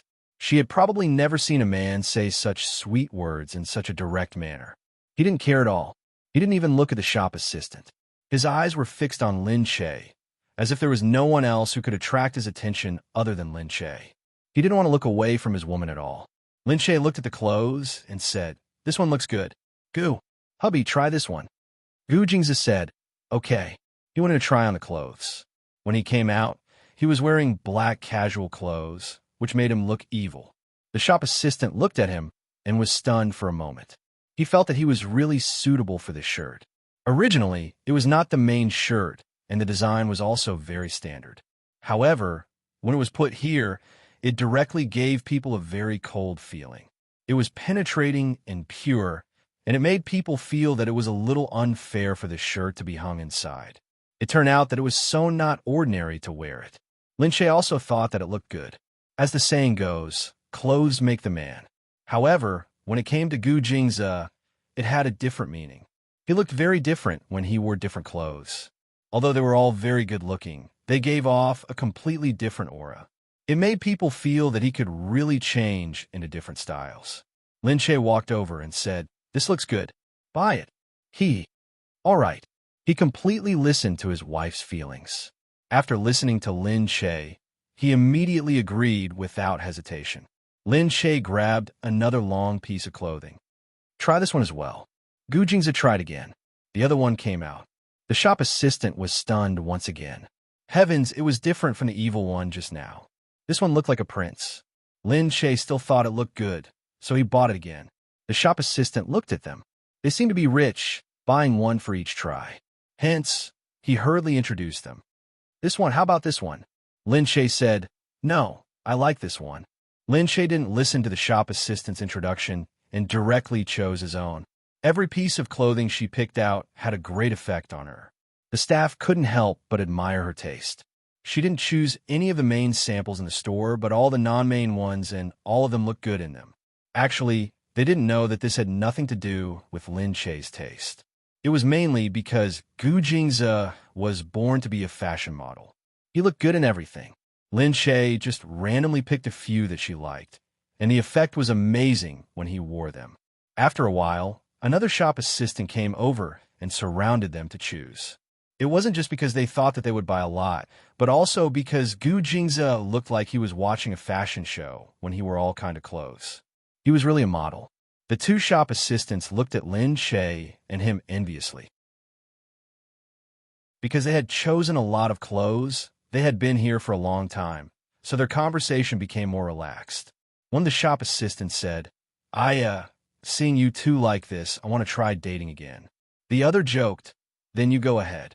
But I can't meet such a good man. We can't count on such a good man. Look at them. The husband's eyes haven't left his wife's face since the beginning. Yeah, it's so sweet. I feel like I'm unnecessary here. I should leave this place to the two of them. Lin Shay blushed at their words. When she saw Gu Jingze walking out again, she immediately went up to him. Lin Shay said, I bought a lot without realizing it. Gu Jingze said, it's okay. If you like it, you can buy more. The shop assistant was even more envious when she heard that. Sure enough, a man was the most handsome at this moment. When she wanted to buy something, he would say that she should buy it because it was too handsome for him. However, it wasn't right to buy clothes for him. The shop assistant said, my wife is buying clothes for you. Why is she so happy? There are women's clothes over there. They are also from the same store. Gu Jingze said, I'm buying clothes for her too. If she likes it, then I'll buy it. He was buying clothes for her. He didn't care about other people's opinions, did he? He was really good at talking. Lin Shay said, stop it. If I buy any more, I won't be able to take it back. I bought too much. Lin Shay didn't usually buy so many things. It was just that she couldn't help but want to buy them back when she saw that he looked good in them. However, the point was that he looked good in all of them, and they all had different tastes. She liked all of them and didn't want to give up any of them. That was why she bought so many at once. Lin Shay said, forget it. Let's go. I'm not buying anymore. Gu Jingze said, okay, you must be tired. Let's go then. The two of them went to pay the bill together. The shop assistant saw that Gu Jingze and Lin Shay were still sticking to each other. They were almost a pair. She smiled and asked, how long have you two been married? Lin Shay said, many years. It's been so many years, and your relationship is still so good. I'm so envious. They really look like they are in love. My wife and I have been holding hands for many years. We don't even walk side by side when we walk on the street. Lin Shay pursed her lips and smiled. She stole a glance at Gu Jingze. He was indeed looking at her, so every time she looked at him, she could see his eyes. Lin Shay couldn't stand it anymore. She felt embarrassed being stared at by him. She covered her face and said, why do you keep looking at me? Gu Jingze said, because you look good. The shop assistant was stunned again. They didn't want to serve such a couple. It was too cruel. Lin Shay said, but you can't keep staring at me. It's legal for a husband to stare at his wife, right? Gu Jingze said, I can't control myself. I just want to look at you. Just bear with it. Chapter 1242. Gu Jingze said, I can't control myself.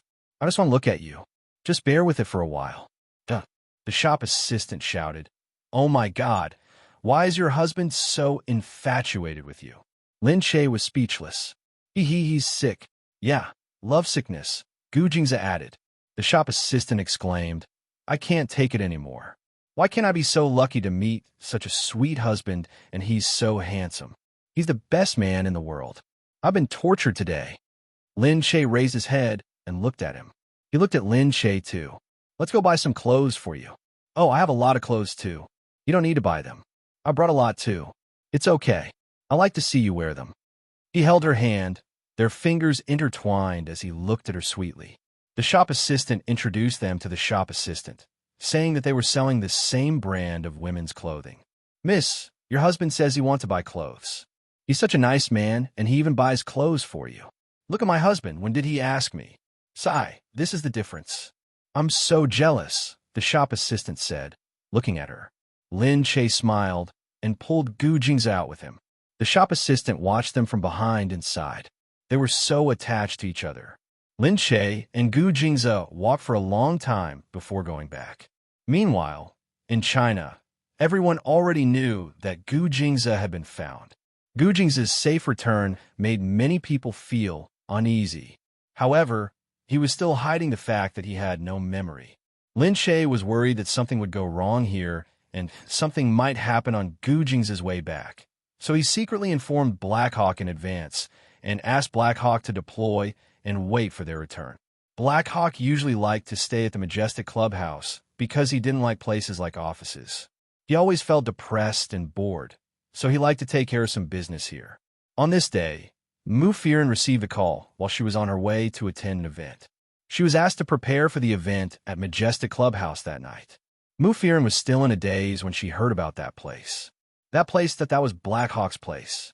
What a coincidence that they were going to go there. She would never have guessed that the event was real. It was a banquet for a certain boss, and a few celebrities had been invited. However, the Mo family had purposely chosen the Majestic Clubhouse after lobbying. On the way, Mu Firen asked her agent, "Who will attend the event this time?" The agent said, "Don't worry, Sister Firen. It's just a few juniors. You're the oldest one this time. The others are newcomers from Starlight and a newly famous actress from Anai. It's just a fashion cocktail party. It's not very troublesome. We'll leave after you go there." "Oh, there's no need. I'm just asking. There's no need to be too hasty. Since we're already there, it's not good to leave as soon as we arrive." The agent was worried that the big-name celebrities would be unhappy if they went out to participate in these dispensable activities, because most of these activities were to connect with those rich businessmen and support them. Fortunately, Mu Firen had always been very cooperative. She didn't have the imposing manner of a big-name artist, and she was still very easygoing. Hearing Mu Firen's words, she heaved a sigh of relief and said, "Sister Firen, you're so nice. Other artists usually don't like this kind of event."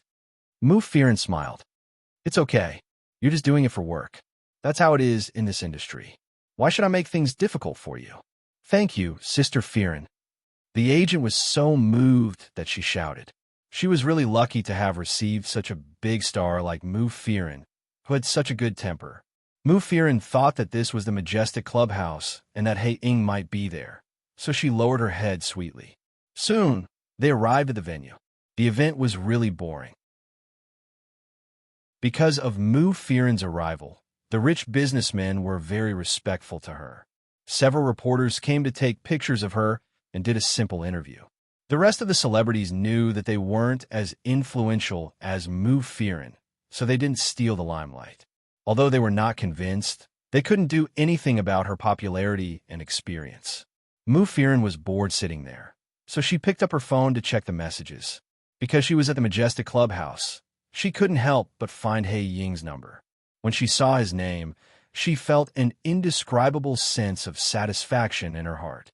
Perhaps this was the feeling of being in love. She didn't know why she would feel amorous at such an old age. She wasn't a high school student anymore. However, in front of Hei Ying, she felt very weak and delicate. Perhaps it was because Hei Ying was too powerful. Soon, the event ended. The rich businessman wanted to ask Mu Firen out for a meal. Of course, the agent came to stop them immediately. She said that Firen had something to do and that they would meet another day. Seeing that the agent said this, the rich businessman gave her face and said that they would meet again next time. A group of people sent Mu Firen out. Mu Firen turned back and smiled humbly. Some of the customers who were passing by saw Mu Firen and couldn't help but turn a look at her. This was the way to be a celebrity. No matter where there were people, she had to maintain a faint smile, especially when she participated in various activities.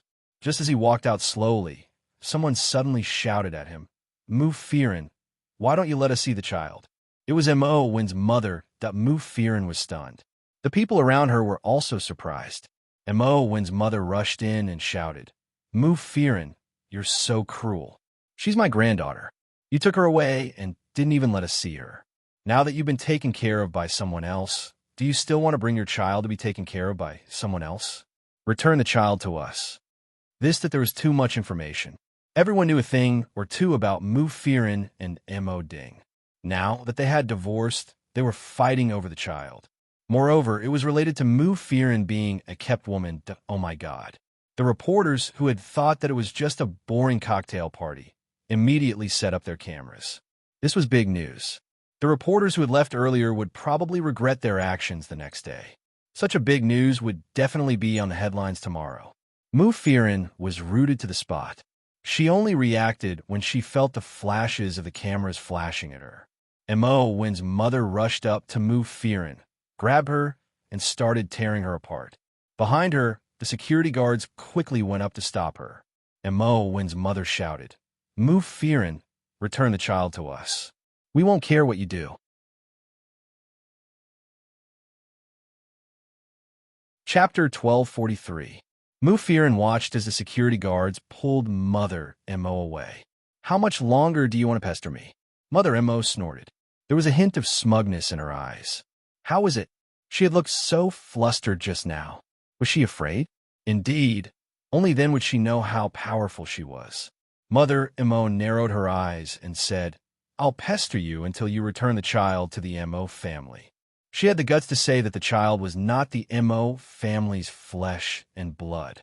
Mother Mo's eyes were filled with provocation. But Mu Fearon did not dare to say it.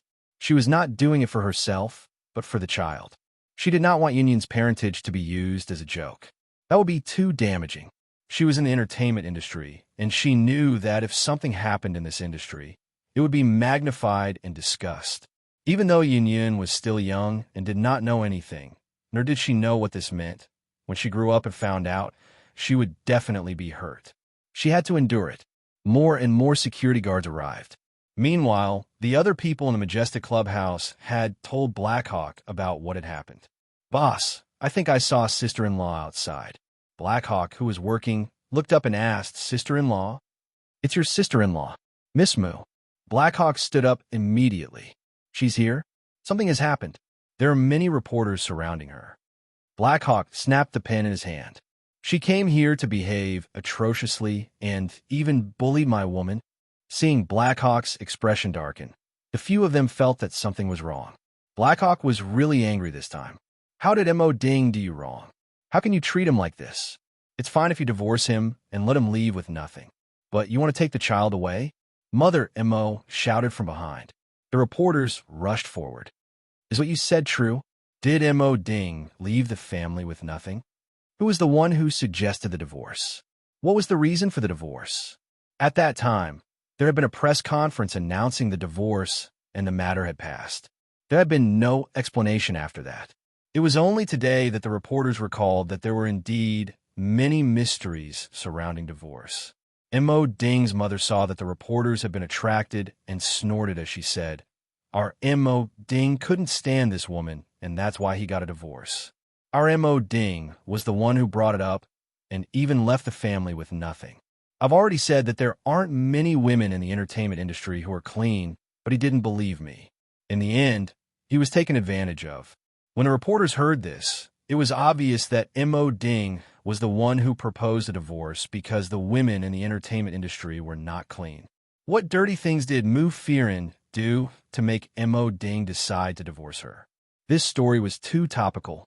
However, at this moment, the person outside gave an order, and someone immediately rushed in. Before the reporter could react, the machine in his hand was smashed to the ground. "Aya, why are you hitting people? How can you smash things? We are reporters. We are legal. Here, I am the law." At this moment, a deep voice came from behind. When the reporters heard the cold voice, they immediately turned their heads. They felt that Black Hawk was standing there, so tall that the atmosphere was stifling. The originally spacious hall became extremely narrow because of Black Hawk. The reporter was still shouting, "What right do you have to smash our things?" Black Hawk looked at the reporter coldly. His sharp gaze made the reporter speechless in an instant. Black Hawk sneered, "Because this is my place. I won't allow you to smash things in my place." This was his place. He was the boss of this company. The reporters wanted to say something, but they saw that the people around Black Hawk had already smashed the things that needed to be smashed. Then, they threw a lot of cash on the ground. "I'll compensate you. If you dare to write such things, your media outlets will close down tomorrow. Don't blame me for not reminding you." Black Hawk said calmly. The reporters were stunned. He was so arrogant. Who was this man? At this moment, someone said from behind, "How dare they ask why in Black Hawk's place? They're really inexperienced. Are they new? They don't even know about Black Hawk." That's right. Black Hawk never does things for a reason. The only thing that matters is whether he wants to or not. Some of the quick-witted reporters had already squatted down to pick up the money. The equipment belonged to the company and was extremely expensive. They could not afford to pay for it. This man looked very powerful. Obviously, they could not afford to offend him. They had better hurry up and take the money and leave. Immerse's mother was a little dumbfounded. Everything had been smashed, that this man was too domineering. She stood there and shouted, "This is the base of the Imperial City. You still think you're the boss here? You're too much." Black Hawk snorted and looked at her. Stupid. Immerse's mother's face turned livid. Black Hawk walked to move fear inside. When he saw her pale face, he felt even more suffocated. His brows were completely knitted together. He protected Mufirin and said to Immerse's mother, "If you're done, get lost. If you don't leave now, don't even think about leaving later." Immerse's mother glanced around. The people around her should be this man's subordinates. She sat on the ground with a thud and cried loudly, "Io, woman, we don't even know where your child came from. Who knows whose bastard child he is? We pitied him and wanted to help you raise him. Now you're not grateful and you're treating me like this." Bastard child?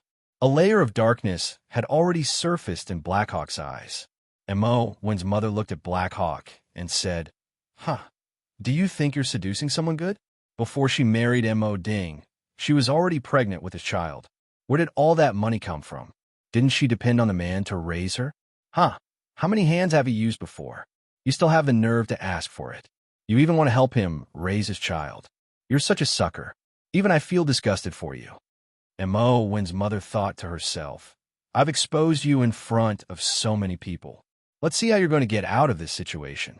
You're still the boss. Let's see how you can have the nerve to ask for this woman in front of all your employees. And this woman, who knows where this child came from? You're treating it like a treasure. Now you're asking for it, and you're still feeling smug? You think you found a backer? You think you're going to get married soon. You even let your shameless mother spread the news that you've married a rich man. Let's see if the rich man will still want you." She looked at Mufirin viciously. As she thought about Mufirin's fate, she started to feel good. However, after a while, she realized that something was wrong. The people around them did not react at all. Although Mufirin was furious, she did not make a move. The people around them did not look at Mufirin with disdain. Instead, they looked at Immerse's mother as if they had not heard anything. Chapter 1244. What was going on? Immerse's mother wondered as she watched. How could she know that Black Hawk's people were absolutely loyal to Black Hawk? In other words, no matter when, Black Hawk's people were their people. Whoever Black Hawk wanted to be good to, they would be good to. There was absolutely no objection. Black Hawk's choice was their choice, and they wouldn't refute it. Black Eagle snorted and looked at Immerse's mother. "Have you said enough?" Black Eagle walked forward. "Firin, no matter what, it has nothing to do with you now." Immerse's mother said, "Don't you care? She is a bastard child." Black Eagle lifted Immerse's mother's clothes. His lips curled into a cold, disdainful smile. "I've said it before. The child is mine." Immerse's mother was stunned. "What did you say?"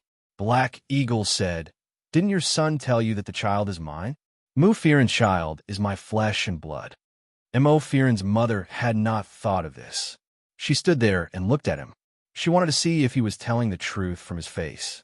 "You're not lying to protect her, are you?" Black Eagle turned around and looked at Mufirin. Mufirin was very touched. She felt warm that he was protecting her. However, Black Eagle did not intend to hide it anymore. He could not tolerate his child being called a bastard child. Mufirin should also know about this matter. Currently, this was the only problem between him and her, and it was the only problem that hindered their future. He looked at Mufirin deeply before he turned around and said, "The child is mine. If you don't believe me, you can do a DNA test. It's impossible to take the child away from me. I won't let Black Eagle's child take your family name. From now on, the child will take my family name, and you." He lowered his head and looked at Immerse's mother fiercely. "If I hear you call him a bastard again, I'll turn your son into an orphan bastard." Immerse's mother felt immense pressure bearing down on her. Looking at Black Eagle's eyes, she felt as though she was going to die. But that was he telling the truth? Immerse, that bastard child, was this man's child? That's impossible. That's impossible. Immerse's mother still felt that he had said that on purpose. Immerse's mother said, "How did you know her back then?" She didn't know anyone back then. Therefore, they were all very surprised to know that she had someone outside. Immerse was so strict with her that she didn't even have the chance to interact privately. They guessed that the child's father might be one of the good-looking security guards around her. Or maybe he was a small-time actor from film crew. But now, Immerse said it was him. Black Hawk snorted. "At that time, I sneaked into Country C and stayed in the same hotel where the Immerse family held their banquet. That night, because of a misunderstanding, I slept with her. Now I've made it clear that the child is mine, and so is Fearin. If the Immerse family tries to make trouble again, be careful of your heads." After the Black Eagle finished speaking, he let go of the limp Immerse's mother. The whole place was silent. At the back, Fearin was dumbstruck. He stood there and looked at the Black Hawk. For a moment, his brain seemed to have turned into mush. What did he just say? What child was his that night? Because of a misunderstanding, they slept together. What on earth was he talking about?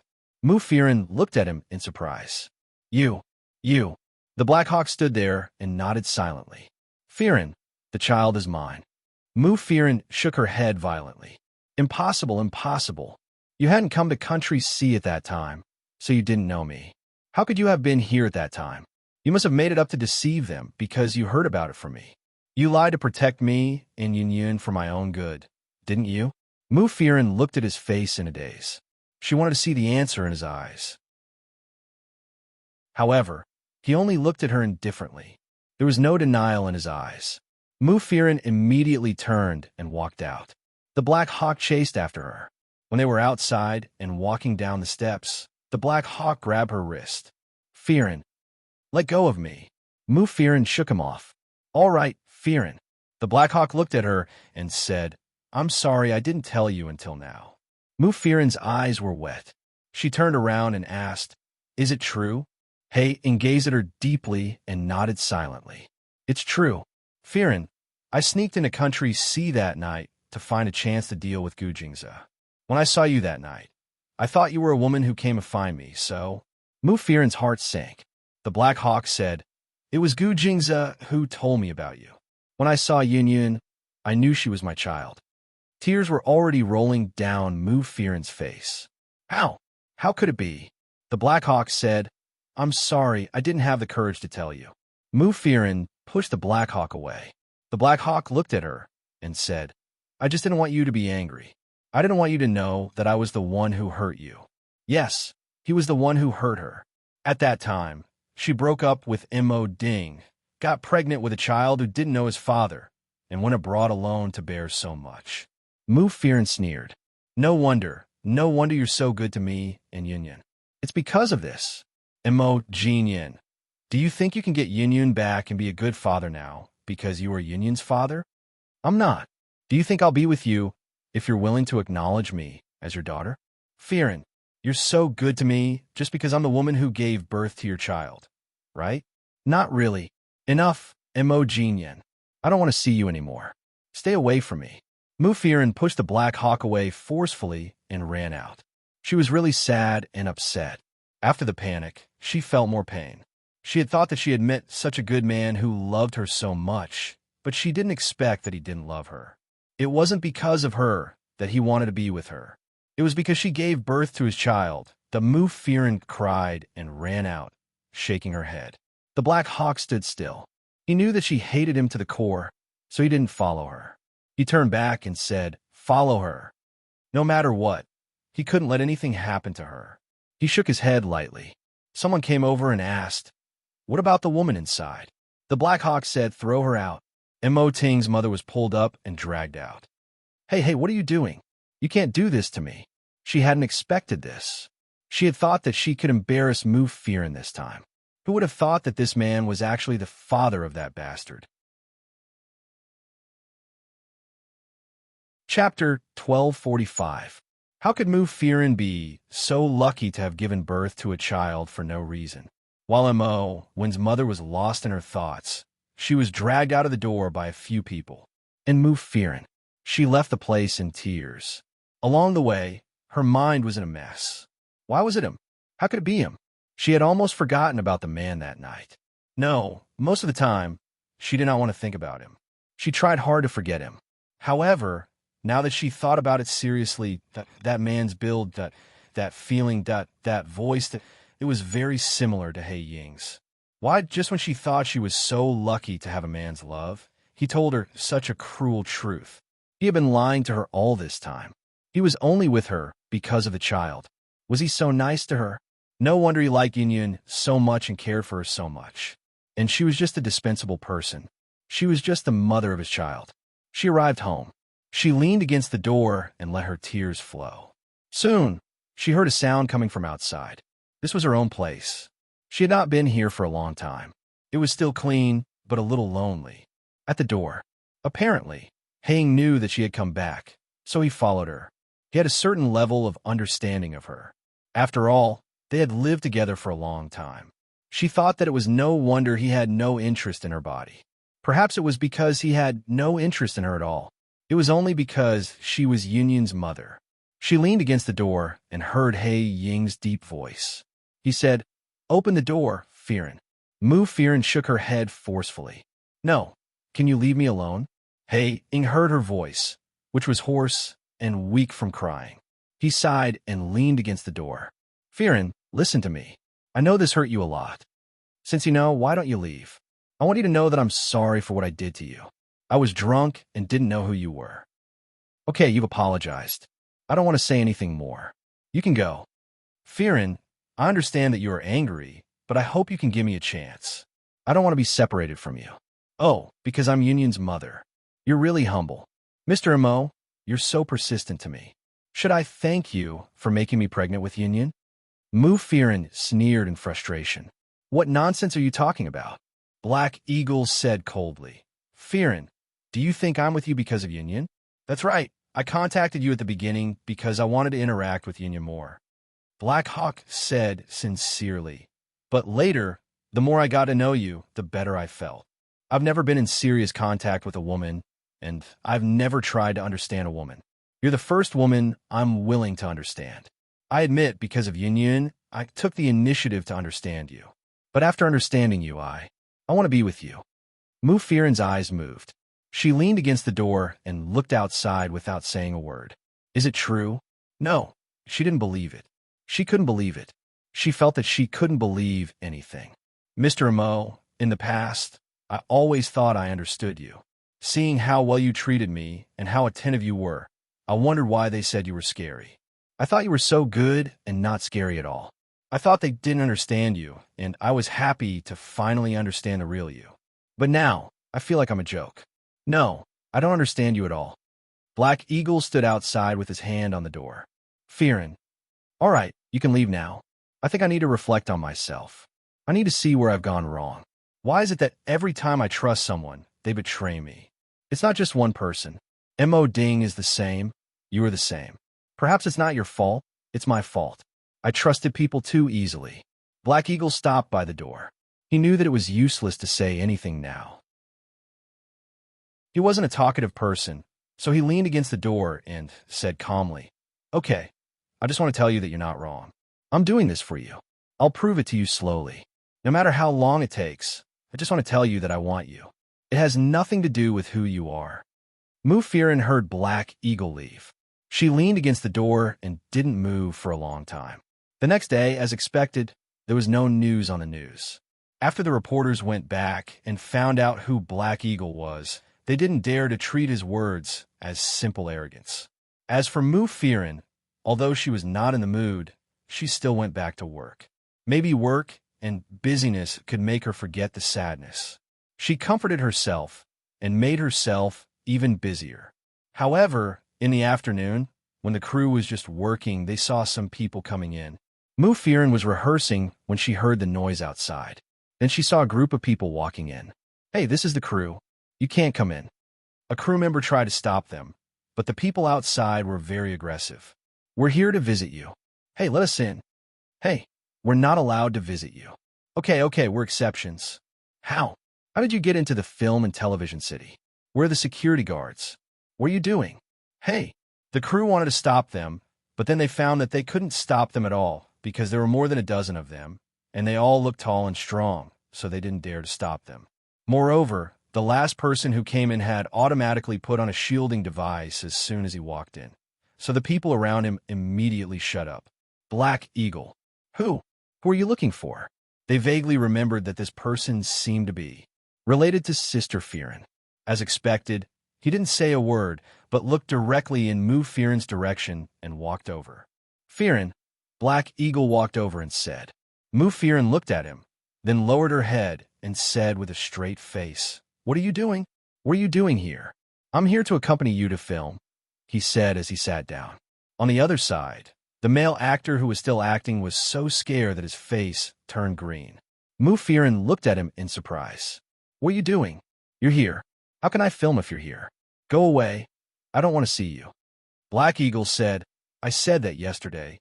What did he say? He said, I said that I'll prove to you that I'm sincere to you. So from today on, I'll accompany you. How could she refuse? Chapter 1246. Mu Fearon looked at the actors, who were pale with fright and had their mouths open, and said to Black Hawk, This is my workplace. Don't make trouble here, okay? Black Hawk crossed his legs and sat aside. Don't worry, I won't disturb you. Just do your work and pretend that I'm not here. His presence here was already a form of intrusion, okay? Mu Fearon had no choice but to look at Black Hawk. What do you want? Black Hawk said, I told you, I just want to be with you. I want to be with you all the time so that you can know my true feelings. Mu Fearon gritted her teeth. Black Hawk sat down calmly and said to the people beside him, You can leave if you want.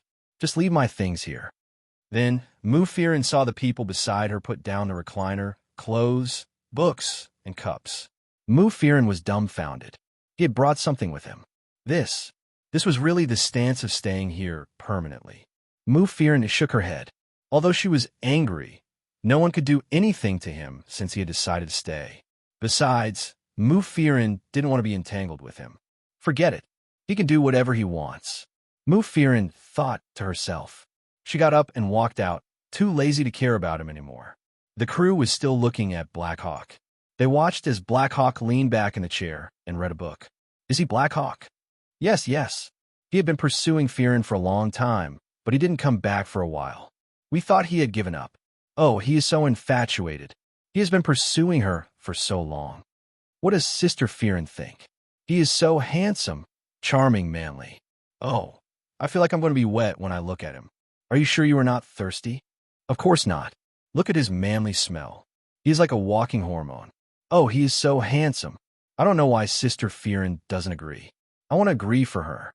Sister Fearon is not as immoral as you. Go away. That is Black Hawk. There was no wall for ventilation in the crew. Not long after, the news had spread throughout the entire crew. In order to win Mu Fearon's heart, Black Hawk had come to the set to stay. Mu Fearon felt that no matter where she went, she could hear people talking about Black Hawk. Why was Black Eagle so handsome? Why was the Black Eagle so infatuated? She really felt speechless, but looking at the Black Eagle from afar, there was nothing she could do. Up ahead, Black Hawk was still obediently reading his book. However, not long after, Black Eagle saw that Mu Fearon was busy filming and ignored her, so she got up and walked to Mu Fearon's side. Mu Fearon was acting with someone. The actor raised his head and looked at Black Eagle, who was standing tall and straight in front of him. Mu Fearon also looked up and said, All right, ignore him. Let's continue. Oh, okay. The male actor also wanted to act well, but Black Hawk's eyes were too sharp. He kept staring at him, making people's hair stand on end and feel cold behind his back. The male actor said hurriedly, Sister Fearon, I'm not feeling well, so I asked for leave from the crew today. Hey you. Then, The male actor got up and ran out of the room. Mu Fearon was exasperated. She turned back and looked at Black Hawk, who was still standing there. "What do you want?" Black Hawk said, "You ignored me when I came." Mu Fearon folded the script in her hand and said coldly, "Why should I care about you? Even if you ignore me, you can't always flirt with a male actor. I don't feel comfortable watching you." Duh. Mu Fearon looked at him. "When did I?" "Just now. You were acting with him. That won't do. I'm not happy that he keeps staring at you." "You." Black Hawk looked at her. "I hope I'm the only one who stares at you." This man was simply unreasonable. "I have to work. This is my job." "I know, but I can't stand it when I see it." Duh. Mu Fearon gritted her teeth. "Leave if you can't stand it." Black Hawk said, "No way. You haven't seen my sincerity.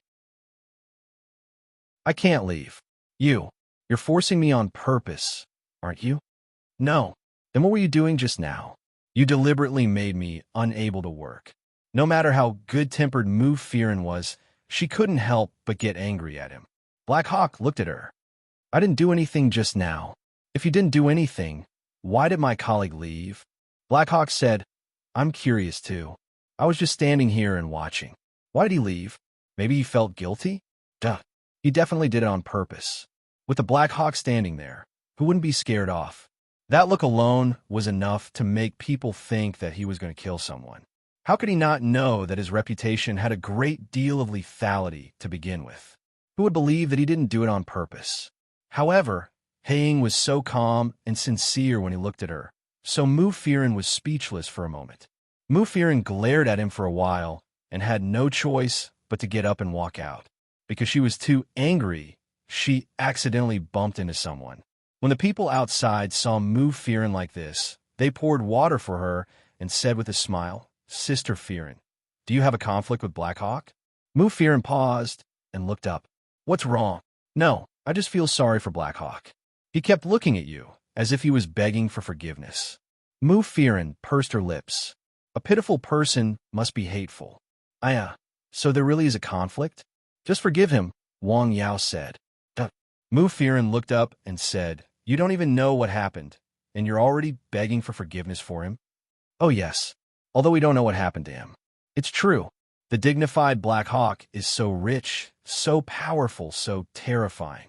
Now that a tiger has become a kitten because of you, you should forgive him no matter what happened since he disregarded his personal dignity and came here to beg you."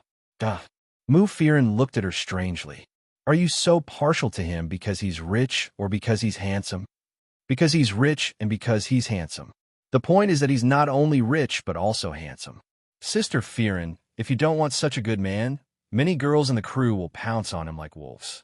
You have no idea how jealous they are of you now." Chapter 1247. Everyone thought he was so nice. Yes, she used to feel the same way. However, now that she thought of those things, it was still difficult for her to not care about anything. She said, "You don't know. He doesn't look that nice." "How come? Does he have any hidden diseases?" Someone asked curiously. What was she thinking? "That's not what I meant. Anyway, he's not that nice." Mu Fearon didn't know what to say. "Sister Fearon, everyone has some shortcomings. We just think that Haing has fewer shortcomings.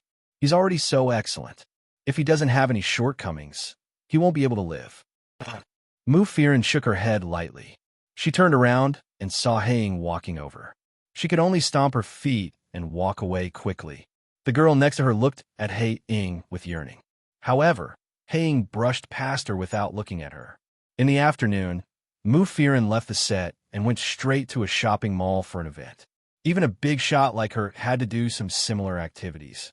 It wasn't for the shopping malls, but for the brands she was endorsing. She had to make an appearance occasionally to support them. Haing followed her all the way to the shopping mall. Her agent said, "Sister Fearon, is it okay to let Haing follow you like this?" Mu Fearon said, "He can do whatever he wants. I can't control him." "Hey, but that was the mighty Black Hawk." Mr. Amo, who didn't show any respect to others, had been hanging here for a whole day. Was it okay? The shopping mall was very boring. As soon as they arrived, the boss of the brand came to greet them. "Miss Mu, you're here. Come this way, please." "Hello, Boss Lee." My kid likes your movies the most. It's our honor to have you endorse us. Of course not. It's my honor to be chosen by your brand. Fearon was very polite to him. This domestic cosmetics brand was very common in shopping malls and had a lot of advertisements. The endorsement fee was very high, so the company attached great importance to it. Therefore, the agent was very polite to them and kept saying, "Thank you so much for taking care of our Fearon. Wow, this advertisement is really beautiful. Sister Fearon and this brand are really a good match. It's really fate." Director Lee looked at Fearon and pulled out a chair for her to sit on. She was the spokesperson and he was the CEO, so it was normal for them to sit together. But at this moment, a black shadow suddenly pulled out a chair at the side and sat down. Behind him, Mr. Lee was startled when he saw the man in a black leather coat pull his chair away without saying a word and sit beside Fearon. His expression changed from surprise to anger. Is this your bodyguard, Miss Mu? This person was tall and had a mighty appearance. However, he was dressed like a motorcycle, which made people feel that he should be a bodyguard. Otherwise, how could he be so close to Fearon? Fearon took a look at Black Hawk. She frowned and cursed in her heart. She pulled the Black Eagle over and growled, "What are you doing?" Black Hawk said, "Why is he so close to you?" Is this considered close? This isn't close enough. You call this close? They were just sitting in the same row. Mr. Lee was so angry that his face turned red. "Miss Mu, this bodyguard of your company has a problem with his IQ." Fearon blushed. "Leave first." How could Black Hawk leave? Not only did he not leave, but he also glanced at Mr. Lee. "You should leave." "Hey!" Mr. Lee was so angry that his face darkened. Black Hawk said, "Who told you to be so close to me? Get out of the way." Mr. Lee really felt that his company's bodyguard was stupid. Although he was protecting Fearon, he couldn't protect her like this. Did he know what protection meant and what it meant to cause trouble? The agent was going crazy. How could this be good? Seeing that Mr. Lee was so angry that his face was red, she wanted to persuade him but couldn't. But if she were to drive Black Hawk away, wouldn't that be like asking for her life? She could only look at Fearon for help, thinking, "Big sister, hurry up and persuade him to leave, otherwise I'll go crazy." Fearon didn't have time to care about the agent's winking. You come here." She grabbed Black Hawk's arm. Black Hawk was unwilling. "No, he's too close to you." "Absolutely not." Fearon was really anxious. "The more you act like this, the more I won't forgive you." Black Hawk looked at her. "Then, if I leave now, will you forgive me?" Fearon didn't mean that she was a little incoherent because of Black Hawk. Go to the side first." "No, you have to say if you will forgive me first." "Why are you so stubborn?" "I have to be stubborn when it comes to you." The people around them were a little dumbfounded. What were these two talking about? And why did this bodyguard look a little strange? Manager Lee was directly left to the side. Seeing the two of them talking to each other and not taking him seriously, his face immediately turned green. "Miss Mu, what the hell are you doing?" He shouted from inside. "And this person, get him out of here. What's going on?" At this time, Haying suddenly turned around and pointed a finger at Manager Lee's face. There was an unrestrained threat on his face. "Shut up." This noisy man really made him feel irritated at this moment. Mr. Lee was stunned. How dare he point at him? The agent was terrified. She ran over and pulled Mr. Lee aside. Mr. Lee, this is not our bodyguard." "What? This person is Black Hawk." "I don't care what kind of hawk you are. Get him out of here." "What's wrong with your company?" The agent was about to cry. "This is not our company either." Black Hawk. M.O. Jinyan. Who? However, at this moment, Black Hawk's people walked in directly. They pulled out a chair and gave Fearon something to moisten her throat. "Sister-in-law, you've been tired all day. Boss prepared some throat-moistening tea for you. Have some." They watched as Black Hawk's people came in with throat-moistening tea, fruits, and desserts. They were very considerate, but they were having an event here. Mr. Lee was really going crazy. What the hell is going on?" The agent held her forehead. She really couldn't handle it. She had no other choice. She really wanted to say to Fearon, "Sister Fearon, I beg you, please forgive Boss Black Hawk. Otherwise, we will all go crazy. Just as Mr. Lee finished speaking, Black Hawk's men rushed over again. Hey, old man, don't be so active. Look at how tired our sister-in-law is. Chapter 1248. Chief Lee wondered what had happened to him today. Chief Lee looked at Mu Fearon. Miss Mu, you have to give me an explanation. You. Haing glared at him coldly. Chief Lee's anger subsided. He felt as if he could kill someone with that glare. Mu Fearon said, Chief Lee, I'll take him away immediately. Don't worry, Mu Fearon pulled Haing away. Someone said, Hey, how can you talk to our sister-in-law like that? Mu Fearon said angrily, Mo Jinyan, can't you control your man? Haing went up and gave him a look. That person immediately retreated. Sister-in-law, don't be angry. I'm just feeling sorry for you on behalf of our big brother. Chief Lee wanted to say something, but the manager quickly pulled him back. Chief Lee, please let Fearon handle this. Hey, where did this hooligan come from?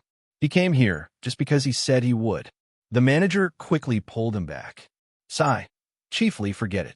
You can't beat him. Sigh, is there any law in this world? Why can't I beat him? I'm going to chase him out. Chief Lee, calm down. You really can't. The manager pulled Haing out. This was Mo Jinyan. How could he do that? The manager pulled him back. Chief Lee continued. If you continue like this, I'm going to withdraw my endorsement. Humph. The manager quickly said in a low voice, I can't do anything about it. That's Mo Jinyan. Chief Lee frowned. What did you say? Don't you know? The Golden Lounge. Mo Jinyan. Haing. Chief Lee didn't know at first. He didn't think about it when he mentioned the name. But when the three of them were put together, it was different. Resplendent Golden Lounge. That nightclub was famous in the entire B City. It wasn't messy at all, but it was very safe. It was absolutely quiet and safe for a few people to gather there. It was a classy place, and they didn't have to worry about being overheard when they talked about private matters. The wine was of the highest quality, and the whole manor was directly flown in by air. The ingredients were also the best. The waiters weren't revealing at all, but they looked very elegant. When people entered, they couldn't help but feel that this was not a low-end place that relied on erotic attractions, but a noble and elegant place. And the reason why this place was safe was because the boss was Mo Jinyan, Black Hawk. He's Black Eagle? Manager Lee was speechless. Mu Fearon watched as the agent dragged Boss Lee away with great difficulty. Then she pulled Black Hawk forcefully and said, Get out. Black Hawk said, No, you can continue working here. I won't disturb you. Don't bother my ass, get out. Not disturbing. He was just short of chasing everyone away. The Black Hawk followed her out. She pursed her lips and stood there. I'm not doing this because he's too close to you.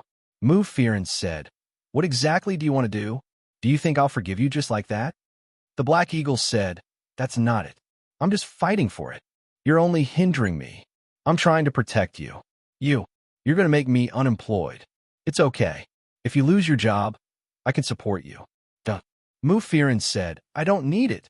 Black Hawk looked at her and said, Fearon, I don't know what to do if I don't do this, but I want you to see my determination. I'll follow you for as long as you don't forgive me.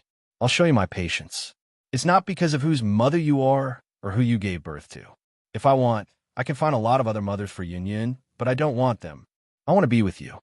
His words made Mu Fearon's heart ache again. She thought of Yun. She finally had a father, but just then, Black Hawk's cell phone rang. She watched as he looked at the number and was about to answer the call.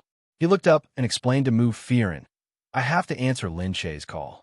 Mu Fearon said, Oh, is it about Gu Jingza? Maybe.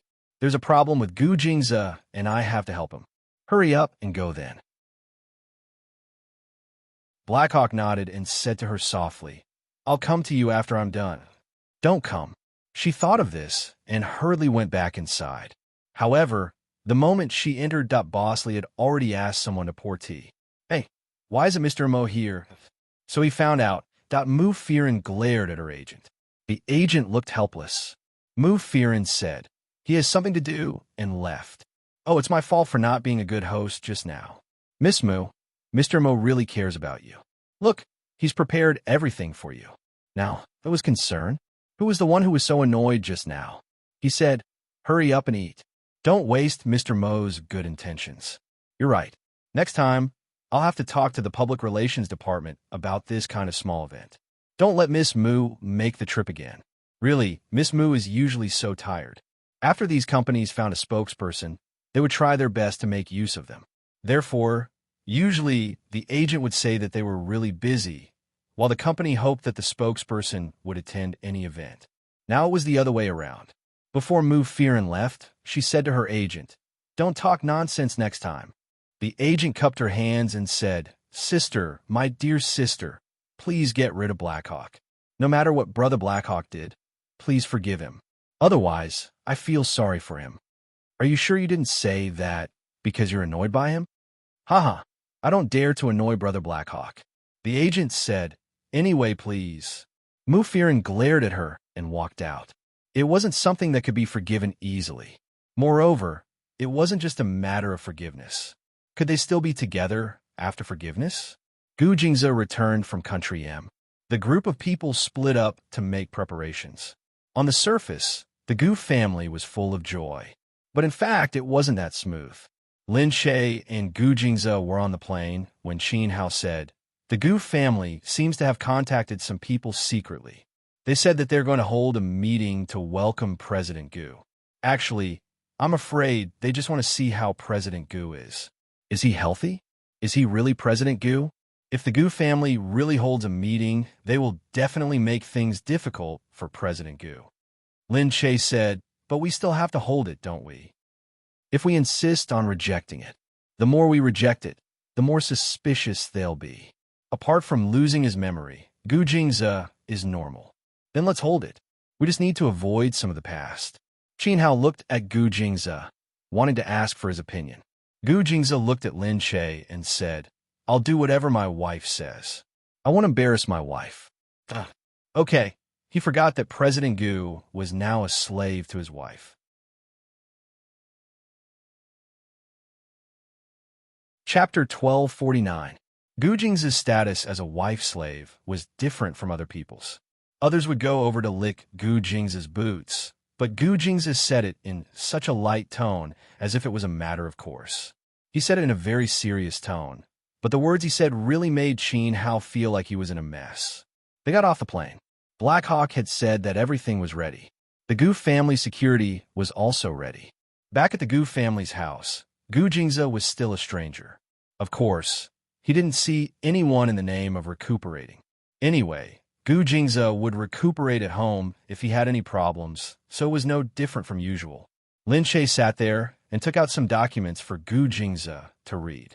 Hugging Lin Shay, he looked at him and said, can these materials be used tomorrow? Lin Shay saw that there were a lot of documents. Not really. You can take a look. You just need to know what's in it. Most people can't remember so many things at once. When they ask, you can ask the relevant secretary about the specific terms. Gu Jingze nodded, but as he looked, he remembered most of it. Okay, I've got it, he said.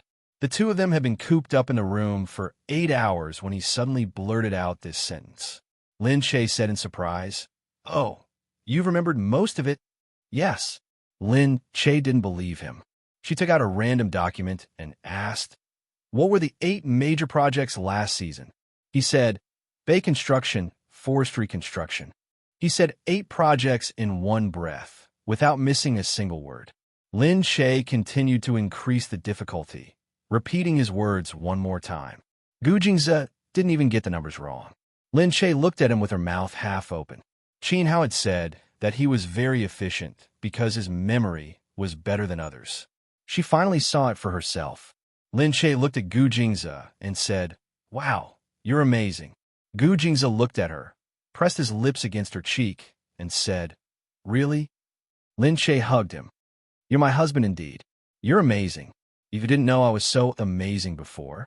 I knew you were amazing, but I didn't know you were so amazing. Gu Jingze said, I didn't know I was so good, but I'm happy that I can make my wife happy. Lin Shay said, I'm not happy. I'm already very happy that you're by my side. I'm in awe of you. You're amazing. You're too awesome. Aya, You're simply omnipotent. He moved past Lin Che's hand and placed his hands on either side of Lin Che, pressing her down slowly. Yes, in other aspects, I think I'm also very capable. Lin Che blushed. It's not that you don't remember, but I think my body remembers. Otherwise, look, why did it move on its own? What a hooligan. He couldn't remember anything, but he still remembered to act like a hooligan. The next day, Gu family shareholders meeting. Lin Che attended with Gu Jingze. Before this, Lin Che had taken over the management of all of the Gu family's businesses, so she, who had never attended a shareholders meeting, came to the scene for the first time. Looking down at the long table, there were more than 40 shareholders present. Xue Mingqi was also among them. It was clear that all of the Xue family's businesses were now in Xue Mingqi's hands. Xue Mingqi hadn't expected Gu Jingze to come back alive. But looking at Gu Jingze, Xue Mingqi felt a little different. He sat there in silence. To others, he didn't seem as fierce as he used to be. When everyone saw that Gu Jingze had arrived, their initial suspicions were put to rest, but they still felt indignant and shouted, "Jingze, the projects before you came back have all been handed over to Lin Che. Do you know how the progress is now?" Gu Jingze glanced at them and said calmly, "That's right. Lin Che has already handed them over to me. Then, the Bay project is still short of 100 million yuan. That should be no problem, right? Aren't we short of 130 million yuan?" Gu Jingze asked. All right. Qin Hao thought to himself, they're playing word games with President Gu. Even if President Gu doesn't remember now, with his memory, he can play with you to death. But someone at the back said directly, "Jingze, you should choose a backup manager to manage these businesses. Once you leave, Lin Che will take over. She has no experience and doesn't know anything." Do you know how messy this place was when you weren't around? That's right. One by one, everyone started to complain about Lin Che's crimes. They didn't care that Lin Che was still here. It was really Lin Che thought that they must have accumulated a lot of resentment during this period of time. "We won't let Lin Che take over next time. She has no leadership skills at all. Enough." At this moment, Gu Jingze, who had been sitting there as if he was harmless, suddenly stood up. It was just 2 short words, but they seemed to carry the weight of an iceberg. Just a moment ago, he was just indifferent, but now he was like a giant eagle that had its prey in its mouth. He looked at the people below him fiercely. Gu Jingze said, "If anyone dares to say anything bad about Lin Che, I guarantee that they won't be able to open their mouth for the rest of their lives." What did he mean by that? "You, Jingze, we're just stating the facts." "Oh, I'm not stating the facts here. I just don't like to hear people saying bad things about her." Everyone looked at Gu Jingze. "She's been spoiled rotten by you." "That's right. What's wrong? If you continue to spoil her like this, the Gu family will be destroyed in her hands. Is there anything that Gu Jingze, can't afford to destroy?" How could Gu Jingze be like this? "Jingze, what do you want us to do?" "I'm destroying my share in the Gu family. As for your share, I have the data here." He said calmly, "Last quarter, it increased by 3% compared to the same period last year. This year, increased by 6% compared to last year. So, you're all increasing, not decreasing at all. What else do you have to say?" Everyone shut their mouths. However, because of Gu Jingze's behavior, they suddenly felt that Gu Jingze was still the same Gu Jingze.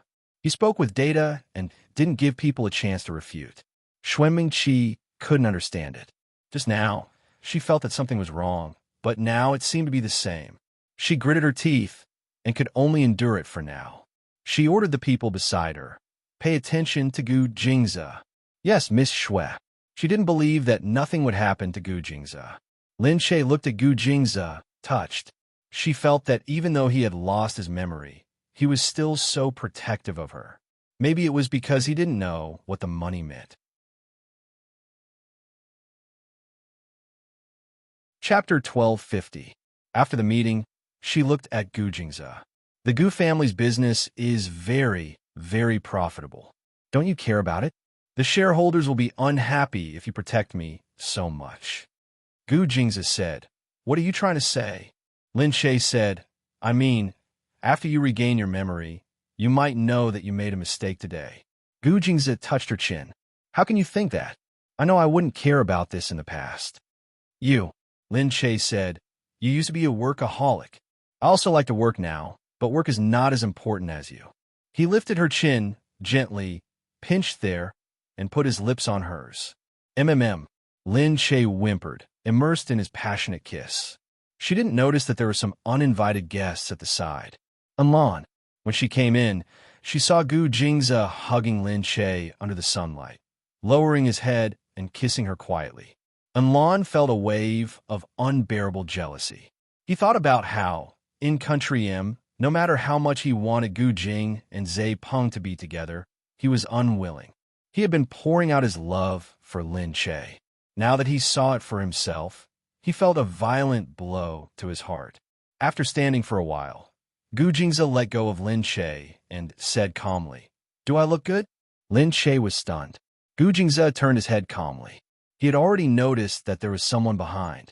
Lin Shay also saw Lan at the back. How dare she come? However, Gu Jingzi stared at Lan without saying a word. Lin Shay got up first. Gu Jingzi lost his memory, so she went up to him. Missin, I didn't expect you to come. Lan smiled at her, but didn't speak to her. She stared at Gu Jingzi. Jingzi, are you okay? I was very worried when I heard that something happened to you. I'm glad to see that you're fine. Gu Jingzi said calmly, Thank you for your concern, Missin. I'm fine. Lan's heart skipped a beat. Indeed, he had lost his memory. Because it happened in Country M, she sent someone to investigate, and they said that he had lost his memory. That was why she had the courage to come and see if he really had lost his memory. She came over to take a look. Sure enough. Otherwise, he wouldn't have spoken to her so calmly. Lin Shay didn't know what had happened in the Yin family, but he knew it clearly. He definitely wouldn't let her go so easily, and he even called her Miss, and Gu Jingzi didn't have the strength to fight back. Gu Jingzi had never been wronged like this. However, it was different now. He had lost his memory and couldn't remember. Lan relaxed even more.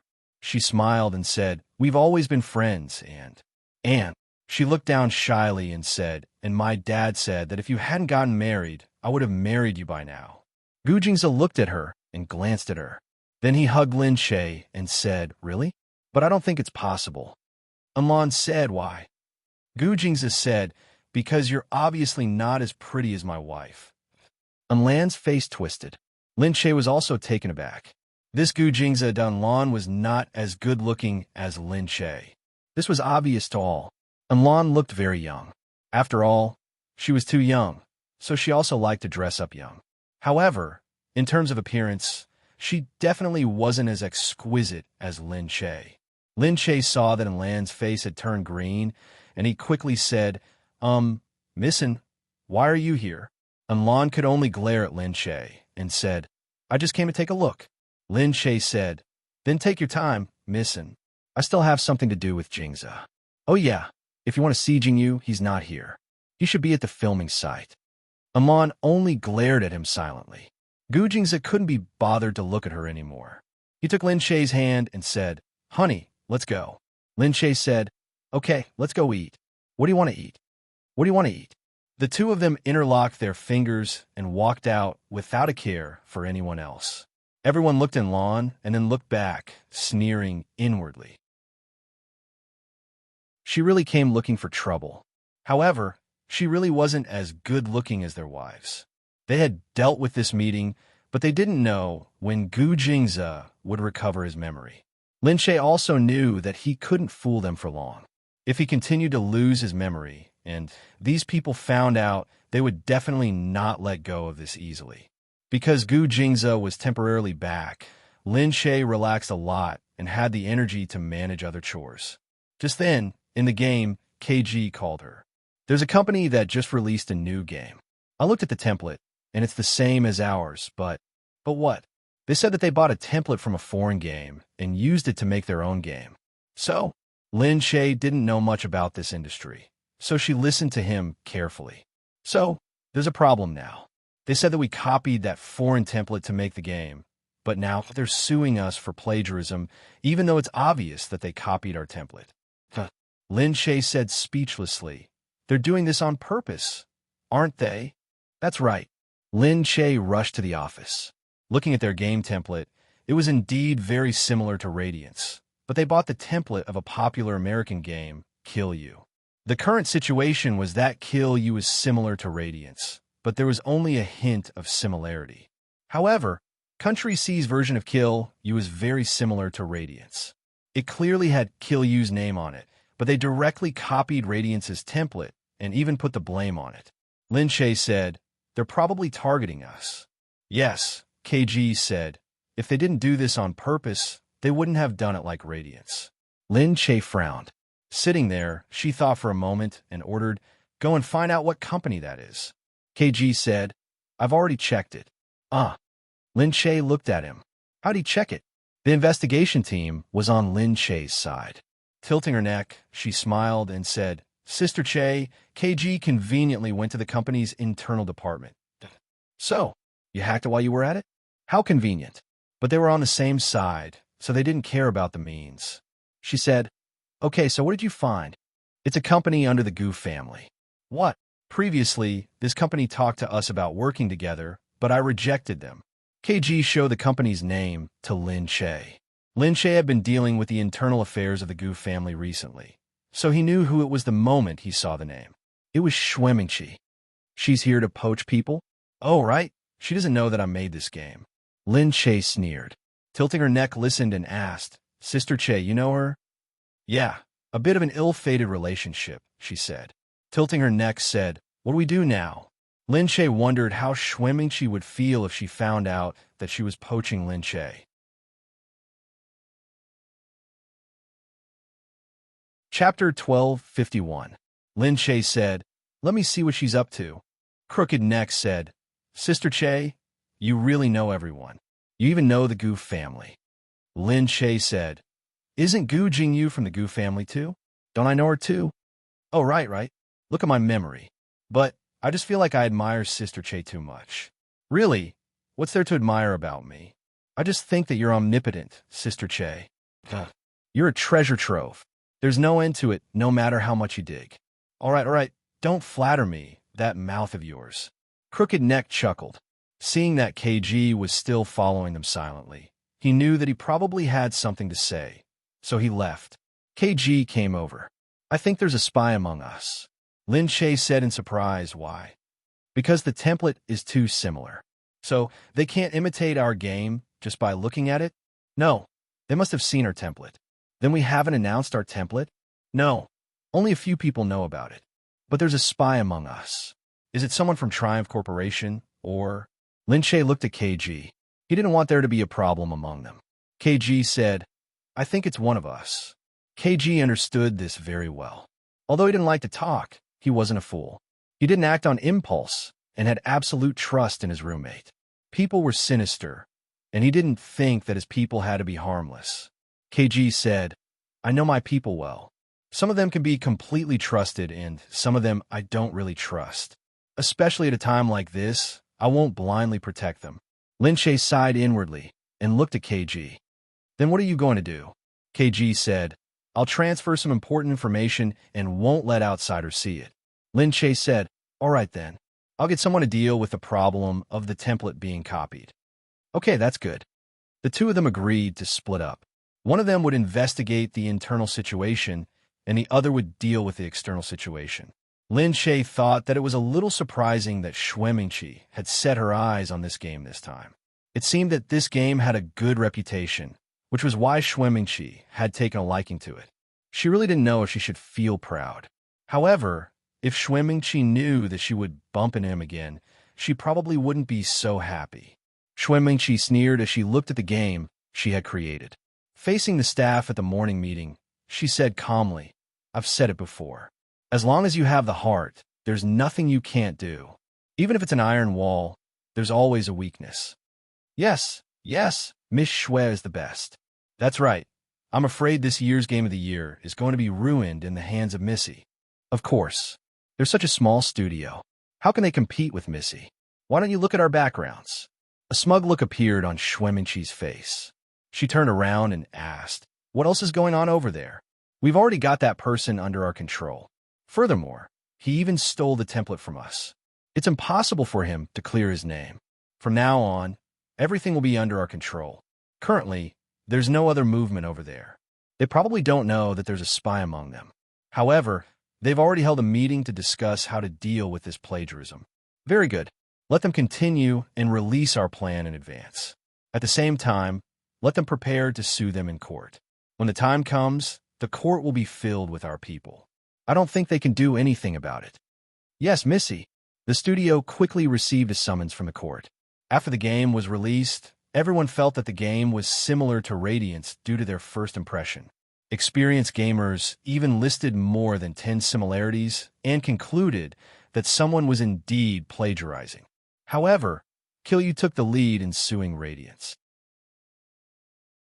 After releasing the court's information, the purchase agreement, the modification agreement, and the template, everyone immediately became hesitant because they seemed to have evidence and were very legitimate. They didn't know who to believe. Hence, a lot of arguments started on the internet, arguing about who was the original and who was the plagiarist. Some people felt that it was fine as long as the game was fun and Radiance's plot and structure were more complete. However, some people said that it was fun, but it was plagiarism. Go and support the plagiarism. Anyway, I'm going to play Kill You. It's fun. Everyone come and play. In addition, Shuimingqi took the opportunity to create hype. In an instant, Kill You attracted the attention of many people the moment it was released. On this side, when a few of them were having a meeting, Crooked Neck was extremely unconvinced. They're obviously leeching off our popularity.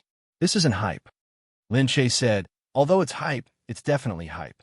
Moreover, it's a very high-end hype. KG said, what do we do then? Lin Che said, since Shuimingqi did it, they naturally have a lot of funds and professionals to plan it. However, you don't have to worry. We already have a secret strategy. We definitely won't let our game be maliciously attacked by them. Crooked Neck tilted his neck. You have a strategy? Really? What strategy? Lin Che smiled. I'll tell you when the time comes. Anyway, we have a strategy. Crooked Neck only relaxed when he heard Lin Che say this, because he had absolute trust in Lin Che. After the meeting, Lin Che and KG walked out together. Actually, what strategy could she have now? Regarding the matter of being sued, she had already secretly sent someone to the court to ask. Shuimingqi had used her connections and wanted the court to rule that Genesis had lost. Unfortunately, she had connections, and so did Lin Che, so she didn't have to worry about this. However, they really didn't have a concrete strategy. Their current strategy was to let the person who betrayed them appear on his own. Therefore, she had purposely said those words just now for the spy to hear. This was the plan that she and KG had secretly thought of.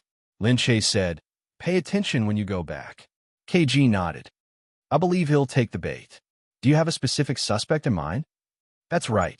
These few days, I've been hacking into a few of their computers and found something wrong. Did he just casually enter again? Lin Che said, what's wrong? Someone's guarding me very tightly. They purposely locked down the server and didn't allow me to enter. It looks like they're taking special precautions against me. In the past, they didn't guard against me.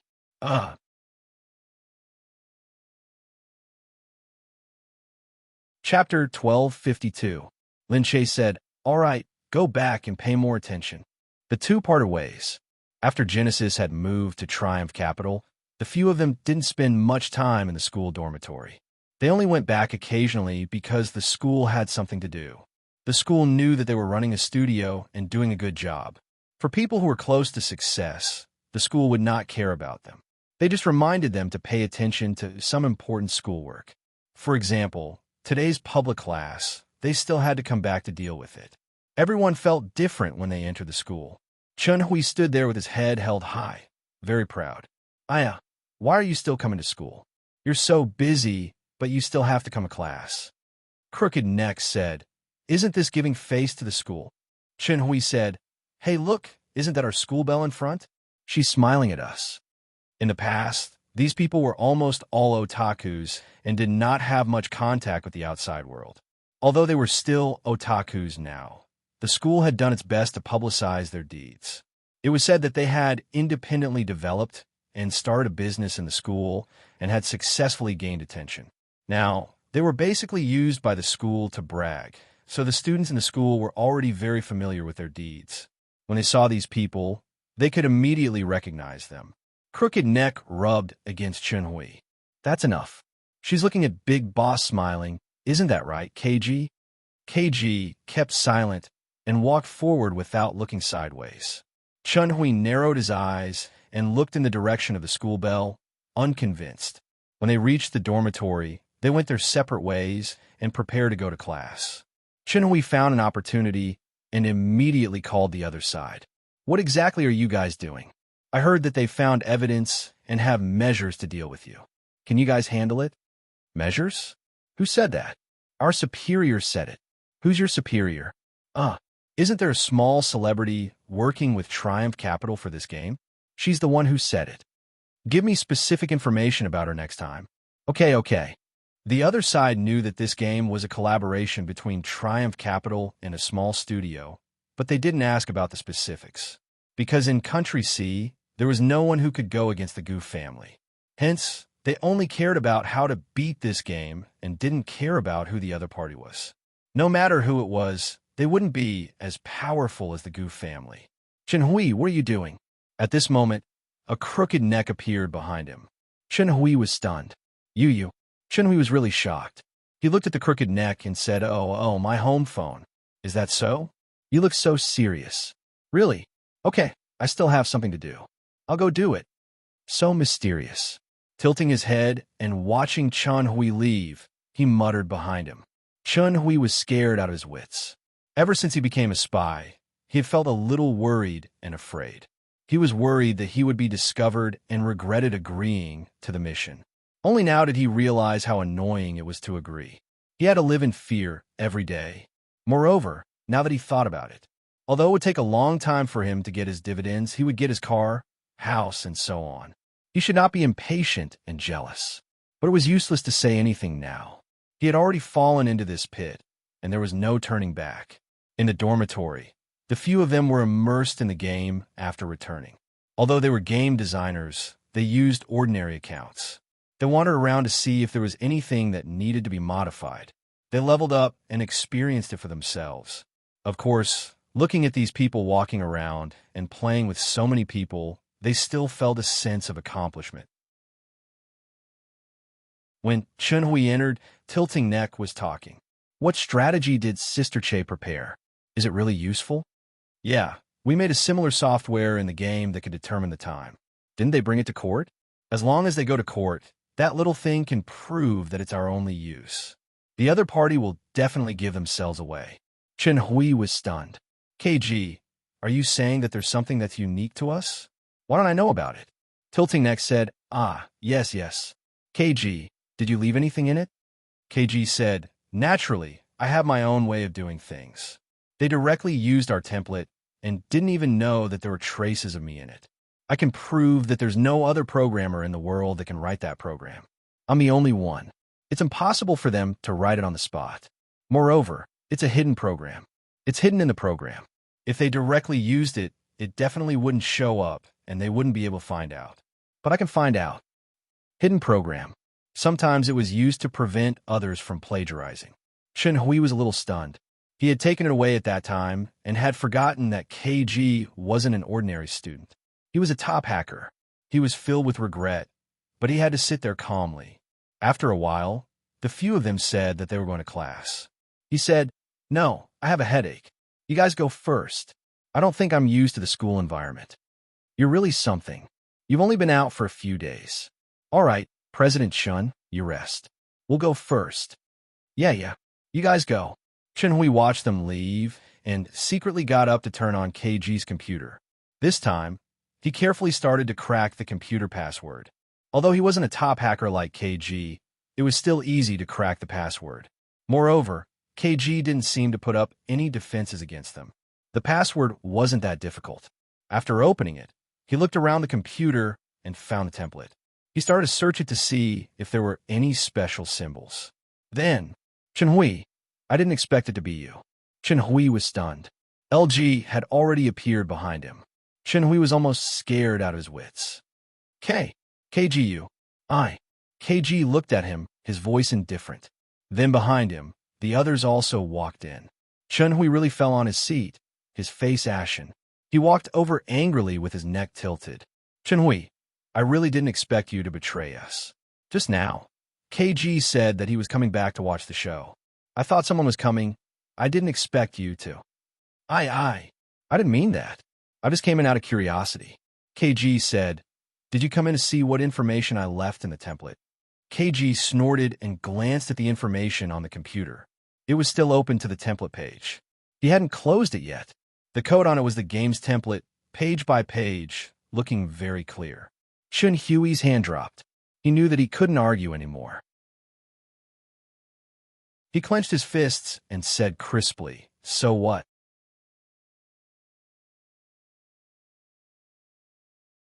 Chapter 12:53. He raised his head. What are you doing? Crooked Neck looked incredulous. What are we doing? Chunhui, you're too much. We've been together for so many years, and now you're betraying us. Aren't you embarrassed? Have you forgotten how much effort we put into making this game? Have you forgotten how we worked so hard to code together? Have you forgotten how much we tested and stayed up all night for over a month to come up with the template? And now you're giving it to someone else? How much money did they spend? You sold us out without hesitation. Chunhui's face turned red. But since things had already come to this, what else could he do? He said, I regret it too. I didn't want to do it either. But you have no idea who they are. Crooked Neck said, How can we not know? It's obvious. Isn't it the Goo Corporation? Just tell me, is it the Goo Corporation? Yes, it's the Goo Corporation. Chunhui lowered his head. The Goo Corporation is so powerful. Aren't you afraid? We definitely can't beat them. Sister Che can't beat them either. She's working with Kai Sheng, but it's just a collaboration. Kai Sheng sees that we're no longer useful to them. Will they still care about us? This game is just a small business of Kai Sheng. If there's a problem, they won't care about us. We can't beat them at all. Crooked Neck harumphed. How do you know we can't beat them? It's only because of rat shit like you that we ended up in this lawsuit. Otherwise, even if they didn't take the template, we wouldn't be in this lawsuit. Chunhui looked at him. How could we beat them? If they didn't use this method, there would be other methods. Do you think this game is awesome? Do you think Sister Che is awesome? Didn't you see that woman the other day? She's a real rich missy. With a wave of her hand, so many people would settle things for her. This isn't something Sister Che can solve. If it weren't for me, they would have only done it in passing. KG said, Apart from this, what else did you let them know? Nothing else. Chunhui said. He crooked his neck and said, It's impossible that there's nothing else. Look at you. You've practically become their lackey. You must have already gone to lick their boots. What else could there be? That's right. They gave me a lot of money. Do you know what they gave me? A house worth tens of millions and a Maserati. Every time I gave them some benefits or some information, they would casually throw me a few million. That's why I said that you guys can't beat them. It's not because of anything else. It's because they have the confidence and the money. Do you guys have that kind of confidence? Who among you guys has that kind of confidence? This is the Goof family, and you still want to fight with them? With just a few of you? Huh. Crooked Neck was so angry that his face turned red. A house worth tens of millions, a car worth a few million, and I threw a few million at you for no reason. You immediately changed sides. All right. Our relationship is worth this price. Do you think our game is worth this price too? KG said, All right, Crooked Neck. Everyone thinks differently. Since he thinks that we're worth this price, then give him the corresponding share and let him go. When Chunhui heard this, he immediately raised his head. He was going to give him his share. Crooked Neck said, All right, give it to him. Give it all to him. We don't want such a person as our partner. KG said, In the future, this game will be even more profitable, and we're the founders. Everything will have nothing to do with you. Chunhui, you've already sold your future. I hope that the money and the house will bring you a bright future, but that has nothing to do with us anymore. Crooked Neck looked at Chunhui angrily. All right, sign it. You leave our team, sell your shares, and you can leave immediately. Of course, Chunhui was willing. He said, All right, I'll sign it soon. But let me tell you, don't think that I'm stupid. I know that you can't beat the Goof family. Do you really think that this game can go far? Let me tell you, it's impossible. Don't regret it tomorrow. Crooked Neck was really disdainful. Watching him leave the dormitory, he said to KG, KG, what do we do now? The thing you mentioned just now, is it gone? KG nodded. Yes, I didn't leave behind any evidence to prove our innocence. Crooked Neck looked dispirited. Really, I'm really pissed off to see such a despicable person succeed in the end. After Chun Hui went out, he immediately made a call. He talked about how he had been discovered and what they had said about leaving a mark. He said, at first I thought that there might be, but now that I think about it, they probably didn't have any evidence. They just wanted to catch me so that I would think that there was evidence so that I could find a way to find this mark. It seems like there isn't any, so don't worry. All right, you were too careless. You were actually discovered. You said that you would give me a large sum of money in the end. Sorry, what we said was that if we won, we would give you a large sum of money. But now that you've been discovered, you didn't complete the mission. You said that you wouldn't pay? It's your own fault. You can't blame anyone else. Chun-Hui was really furious. But fortunately, they had given him quite a lot of money. Tomorrow, he would also get a large bonus from KG. That was money that he had never seen in his life. KG told Lin Che about this. Lin Che also sighed and said, I didn't expect this. KG said, he thinks that we can't beat the Goof family. Then he might be disappointed. Lin Che said, don't worry, we don't have to fight with the Goof family. Really? You have a plan? That's right. He's going to the office tomorrow, right? That's right. Okay, I'll go too. The next day, Chun Hui came to the office. After signing the contract, he would completely leave Genesis Studio and their game. When he arrived, Chun Hui had thought it through after one night. He felt that this was definitely worth it, so he walked in with his head held high. He crooked his neck and said, Traitor, you're here. Sit down. Chun Hui snorted. You won't be happy for long. Stay here and be a rich man for a few days. Dream of becoming a founder in the future. Anyway, you won't be able to dream for long before the Goof family attacks you. As he said this, he heard Lin Che come in from behind and say, Wait a minute. Chun Hui looked up. Lin Che said, Sorry, you can't sign this. Chun Hui looked at her. What do you mean? Lin Che said, This is a commercial crime. You're the most annoyed now. If we don't give you this share, you'll be automatically removed from the company. Not only that, you'll also have to go in for investigation. Chun Hui's expression changed. What do you mean? Lin Che said, Don't tell me that you didn't even learn this in school. Do you think it's so easy to be a traitor? They gave you so much money for nothing? Sorry, there's a risk in making money. KG and the others didn't understand, but Lin Che wouldn't just let someone take the money and leave. You're tuning into the Romance Rendezvous YouTube channel. We're so grateful for your support, and don't forget to subscribe to join us on this incredible journey through captivating stories. Your generosity through donations truly makes a world of difference, as it's the primary source of revenue that allows me to expand and enhance this channel for you. Thank you from the bottom of my heart for being a part of this adventure.